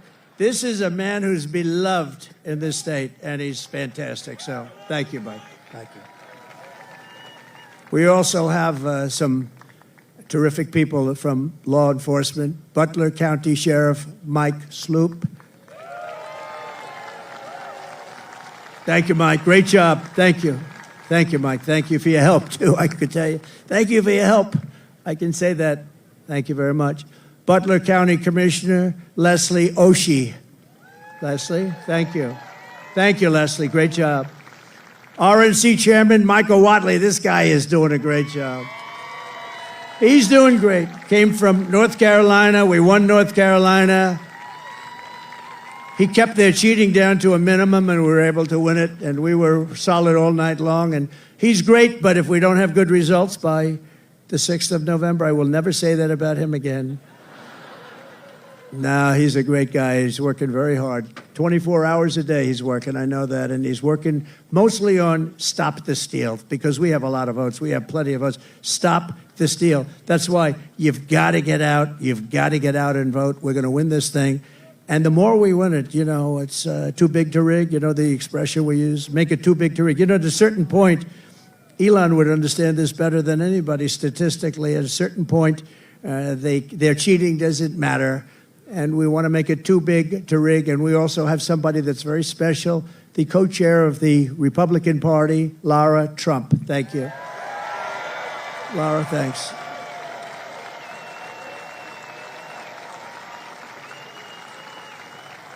And oftentimes with families, they say, oh, why did you put that one in or this one in, and all the different people. So many people have problems with that. In her case, everyone said, how the hell did you get her to do it? She has been unbelievable, so thank you very much. Comes from North Carolina, and I have a feeling she's going to be spending some time down there a little bit. And she's married to my wonderful son, Eric, who's right here. So, Eric, please stand up.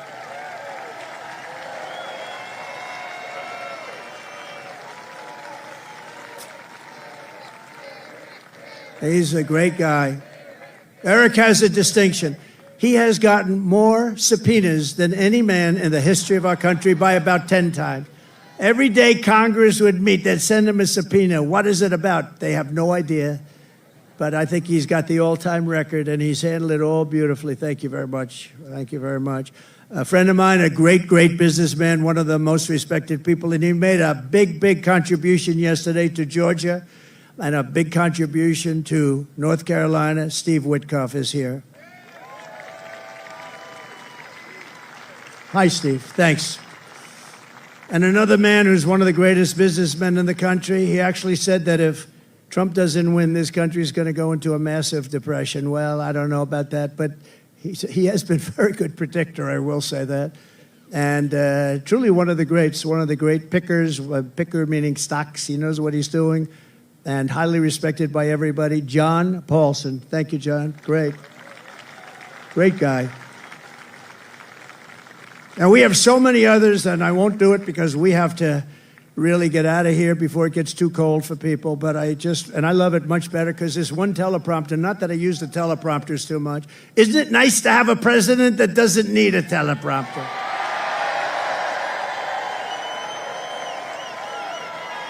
No, we don't need it. But this one was right smack in the sun. Great job back there, fellas.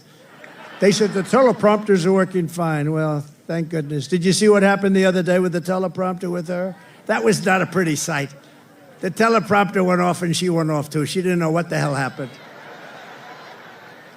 And teleprompters are very dangerous because they go off a lot. You have to be prepared for them to go off cold blank. You'll have 100,000 people. You have 75,000 people. You have this. And if the teleprompter goes off, you got to be able to move. She did not move well. This was not a good situation. But 3 more heroes from July 13th who rendered first aid to Corey incredibly. Dr. Jim Sweetland. Rico Elmore, who was unbelievable. Rico, you were unbelievable. He ran over, National Guard, he ran over and grabbed Corey, and Corey was still living, and he was doing mouth-to-mouth resuscitation on a man who was really in bad shape like nobody's ever seen, and his family appreciates it, and I do too. So thank you, Rico, very much. Right? Amazing, amazing, amazing the people that we have. And you learn about them under times like this. That's when you really learn. So we're going to be seeing Rico again. And Ed Shear, fantastic job. Thank you, Ed. We appreciate it. Thank you, Ed. Thank you. Thank you very much, Ed. Great job. In addition, this evening, we have to send our prayers and support to all the families affected by Hurricane Helene. This has been the worst hurricane response by a president and vice president since Katrina, and this is simply not acceptable. Those people, I was there yesterday with North Carolina and Georgia. And I'll tell you, and by the way, the governor of Georgia is doing an excellent job, but we have other people that aren't doing a good job, and we have to have them do a good job. But the federal government is doing a very bad job. They are not doing the job, and we have death and destruction that we haven't seen maybe ever. It's a real bad one, and they have to get people there because they don't have people there. They don't have the people. Kamala wined and dined in San Francisco, and all of the people in North Carolina, no helicopters, no rescue. It's just what's happened there is very bad. They're offering them $750 to people whose homes have been washed away. And yet we send tens of billions of dollars to foreign countries that most people have never heard of. They're offering them $750. They've been destroyed. These people have been destroyed. The one young lady washed, you saw that with her son. I mean, pretty, I wish I never saw it, but just washed away. Your son was washed away with the grandparents, and so sad. And they're giving them $750. And think of it, we give foreign countries hundreds of billions of dollars, and we're handing North Carolina $750. If you want a president who won't even try to save you when the floodwaters are rising, vote for Kamala. She's not the right person. Look, you know what? If they did a good job, I wouldn't have run. To be honest with you, I didn't need to do this. I didn't need to. If I thought they were doing an even modestly good job, I wouldn't have run. But I saw right from the beginning, grossly incompetent, and I was right about that, and I decided to run. And we're doing really well. I was telling you about polls. We're way up in some polls. We're up in other polls. And with the swing states, I think most of them have us up in every single swing state, including the great commonwealth of a place called Pennsylvania. And don't ever not call it a commonwealth, because I've seen people call it a state, and that's the end of them. That's practically the end of their political career. You got to be very careful with Pennsylvania. It's that commonwealth. I haven't made that mistake. I don't want to either. It was not a pretty picture. If you want a president who will stop at nothing to protect you and your family, I hope you're going to vote for a gentleman named Donald J. Trump. Have you heard of him? Together we will rebuild Western North Carolina, rural Georgia, and every other state that's been so badly affected. That includes Alabama. Virginia was very hit hard. South Carolina was hit very hard. Florida. So many states. Tennessee was hit really hard. They were all hit, and we're going to work with them. And, the next president is going to be the one that really, once they got to get this done. But once that happens, the next president is going to be the one that has to really help them. And J.D. will be there to help them. I know that. 2024 is the most important election in the history of our country.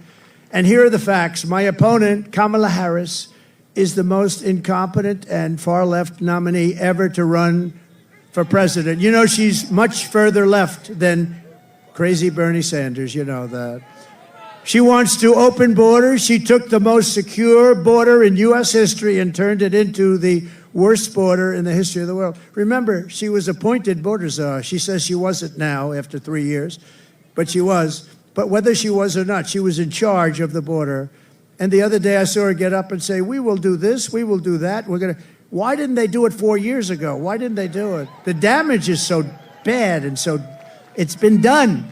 She let in 21 million illegal aliens from all over the world, from prisons and jails and mental institutions and insane asylums, and they're terrorists at record levels, at levels we've never seen before. She cost you $29,000 a family through inflation price hikes, and now she wants a larger tax hike, and she wants to go the largest tax hike in American history. There's never been a tax hike like what she's proposing. She's going to raise your taxes a minimum of $3,000. She's a big taxer. And she was the original creator of Defund the Police. I think for all the sheriffs over here, if you're a partner in Defund the Police for even 2 days, you cannot be president. But she was one of the founders of Defund the Police, and she still believes that, by the way. I don't know how anybody could, but she still believes that. And if she ever had a chance, there's a good possibility she'd go back to it. Can you imagine Somebody's robbing our house. Well, there's nothing we can do about it. That's what they say. There's nothing. You know, they tried it. And you know where they tried it? In Minnesota with our vice president. And it wasn't working out too well. It was working out very well for the robbers and the criminals. That's the only one it was working out well for.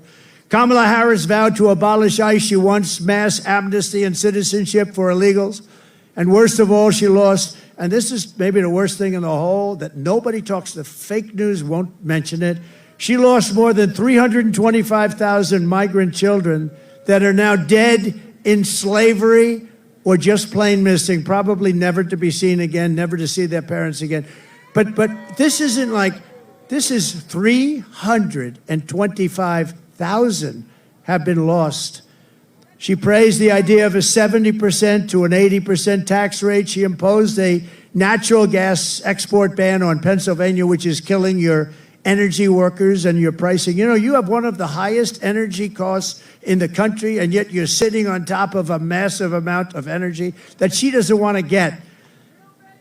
It's been a disaster for your state, and now she's vowed repeatedly. Now, all of a sudden, she changed her mind. But when, you know, with politicians, it's always the first statement that comes out to be the one they want.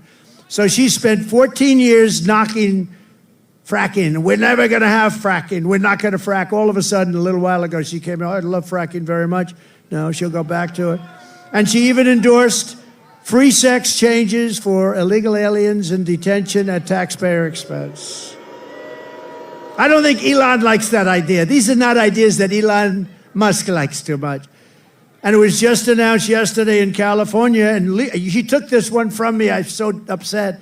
But think of it, that the far less than average governor, Gavin Newsom, has banned any and all ID requirements from voting and registering to vote.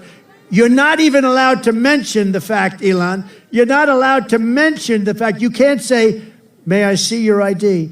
If you do, it's a criminal act. This is a takeover of the country. You're not allowed to ask for an ID. If you do, it's a criminal count.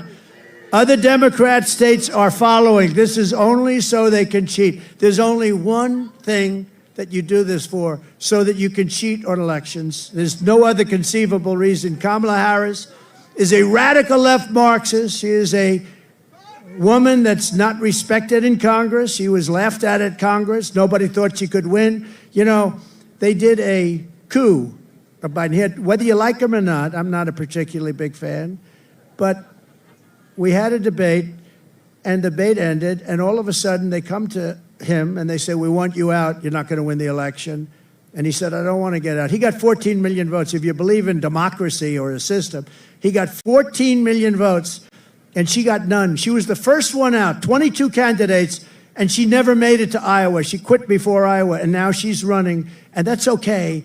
But, you know, we spent $150 million beating Biden, and as soon as he was down and out for the count, they said, let's take him out. We'll give somebody else to run. Never happened before. We do a lot of firsts, I will tell you. We do a lot of firsts. But she's a person that rated even worse in every statistic than any other senator. She was rated at the bottom of the U.S. Senate. She's destroyed everything she touched, but the good news is that we have a plan to fix it. We're going to fix it. We're going to fix it fast. Nobody is going to stand for open borders. Nobody is going to stand for a bad military. Nobody is going to stand for education that's not proper. We're moving education back to the states. You're going to be running your own education. So we have, you know, in education, so important is what's more important than education, but we rank at the bottom of every list. They rank 40 major countries. We're at the bottom, but we're top of the list as the cost per pupil. We spend more per pupil, per student, than any other country anywhere in the world. So we're number one in that, and we're number 38, 39, or 40 every single time. And you have Denmark, you have Sweden, you have Norway, you have China. It's always the top five. Can you believe it? China's the top five. That's amazing. But we're going to move our education back to the states. So places like Indiana and Iowa and Idaho and states that you don't even hear too much of because they're so good and so well run, they're going to run their own education. And you know what's going to come out of that? A Denmark, a Norway, a Sweden, maybe, I don't even know, China. Can you imagine China with 1.4 billion people is a top 5, and we're close to 40. We are 40 sometimes. Starting on day 1, I will seal the border and stop the migrant invasion into our country. We will begin the largest deportation operation in the history of the United States. Dwight Eisenhower right now has that record. It's not, and by the way, it's not something I want to do. I dread having to do it, but we have no choice. What they've done to our country is not even believable, especially the criminals, the criminal element that's in our country. And again, all over the world, crime rates are down because they've taken their criminals and they've dumped them into the United States. And you know what? I would have been worse than them. I would have had it done even faster.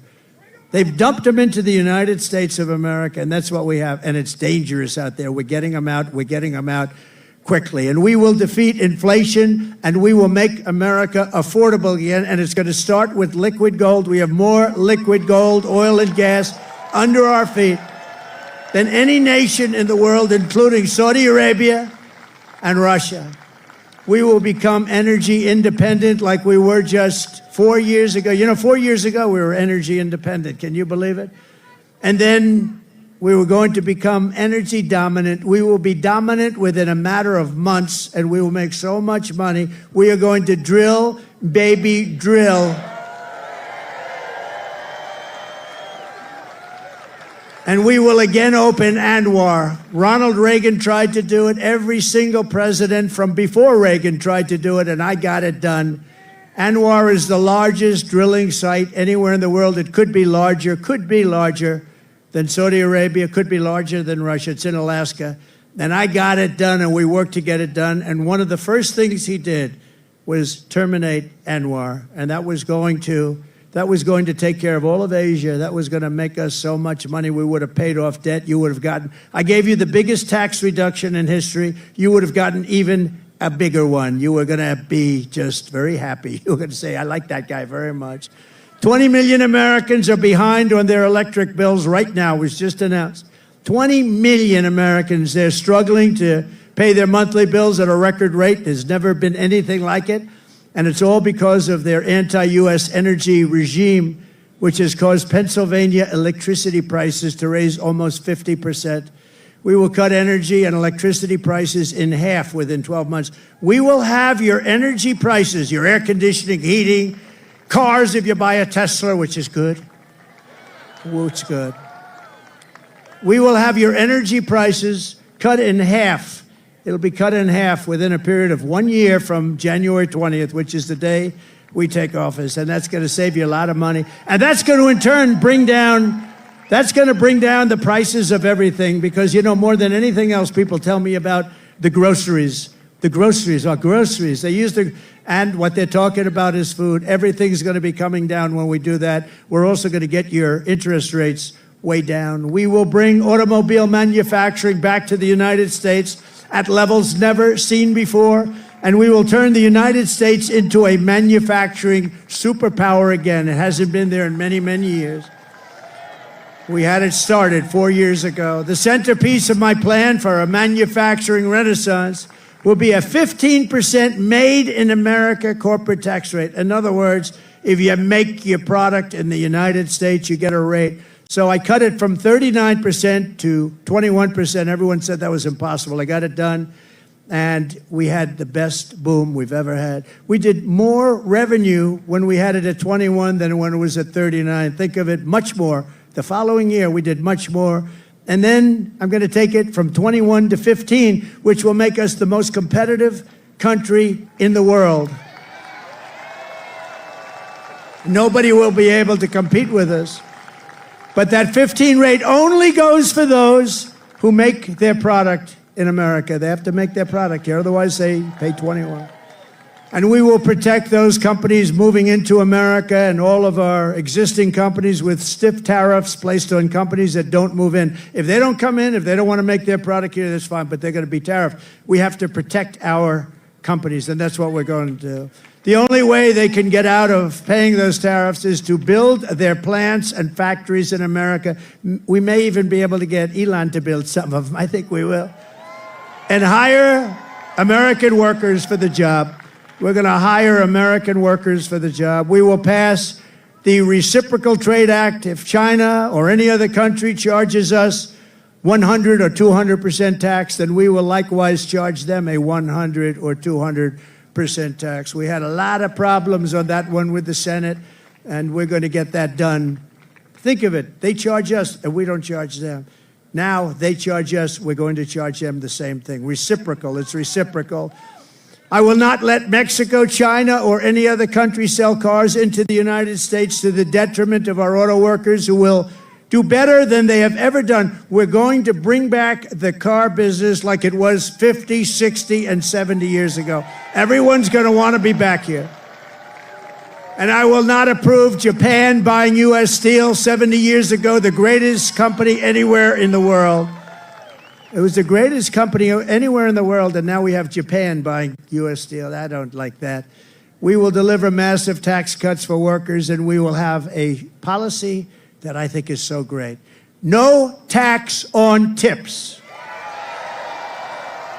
No tax on overtime. And no tax on Social Security for our great seniors. No tax. And you know, when you think of it, our seniors were hurt so badly. Inflation has killed our seniors. You know, they have a fixed income, and it just got worse and worse every week, every month. It's gotten worse and worse, and it's just horrible. And they haven't gone down. They've only gone up. Prices have still only gone up. And while working Americans catch up, we're going to put a temporary cap on the credit card interest rates at 10%. People are paying 28% interest, 25% interest.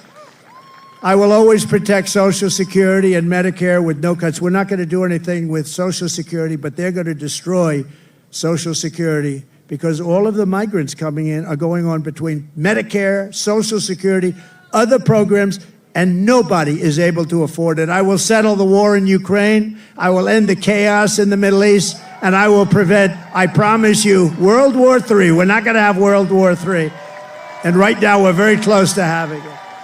We will lead the world in space exploration. Thank you, Elon. We will lead the world in military, and we will reach Mars before the end of my term. Elon promised me he was going to do that. I don't know. Can you do that? Stand up.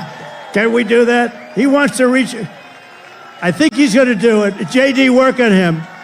Work on him.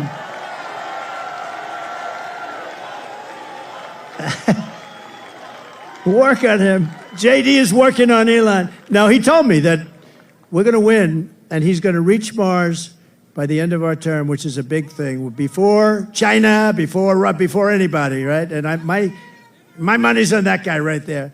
We will rebuild our cities, including Washington, D.C., making them safe, clean, and beautiful again. And we will keep the U.S. dollar as the world's reserve currency. It's losing right now. It's losing right now, but I'll be able to do it. Other people won't. I'll tell these countries as they leave us I say, you want to do business in the United States? You're going back into the reserve currency. And if you don't, we're going to charge you a big, fat, beautiful tax to do business in the United States. And they're going to say, I would love very much to go back into the U.S. reserve currency. No, we're going to save it. But these people aren't going to save it. They don't know how to talk. They don't know how to think. Together, we will deliver low taxes, low regulations, low energy costs, low interest rates, and low inflation so that everyone can afford groceries, a beautiful car, and a home. Very basic. It's very basic. We will stop the invasion, end migrant crime, strengthen our military, build a missile defense shield around our country, keep critical race theory and transgender insanity. We're going to keep it the hell out of our school. We're going to keep that insanity out of our school. And as I said, we will keep men out of women's sports. So demeaning to women.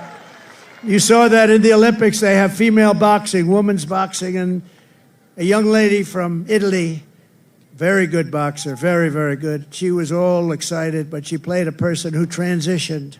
A male transitioned to a female.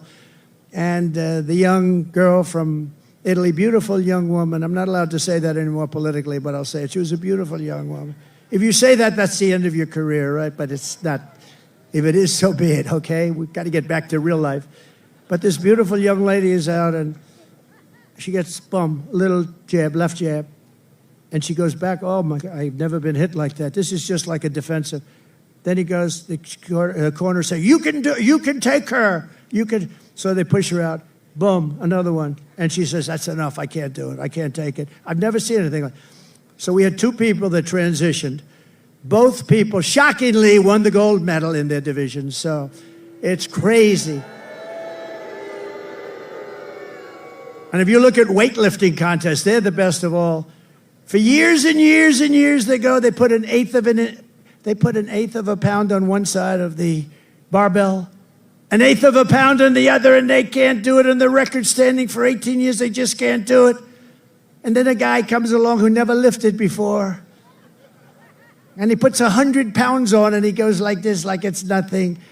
It's so demeaning to women. We're not going to allow it to happen. It's ending. No men playing in women's sports. And we will defend the Second Amendment, protect religious liberty, restore free speech, and we will secure our elections. Everyone will prosper, every family will thrive, and every day will be filled with opportunity and hope. We need hope. We need the American dream back, don't we? We're going to have the American dream. We're going to have the American dream, so every kid in your family is going to grow up and say, I want to be like Elon Musk. I want to have 200 billion in cash. I'm going to be like Elon Musk. That's the American dream. But for that to happen, we must defeat Kamala Harris, and we must stop her country-destroying, radical left agenda once and for all. We cannot have it happen. So you must get out and you must vote.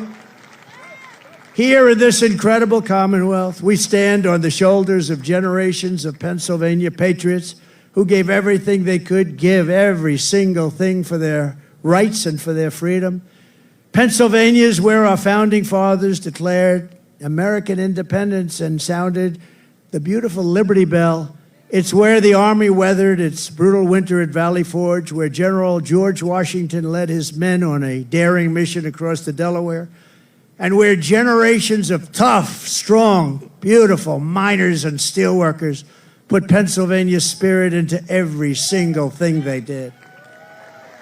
And from Gettysburg to Germantown and Philadelphia to Barron Hill, and from Brandywine to right here in Butler, this is the place where Pennsylvania patriots poured out their blood with the love of their country. They love their country so much.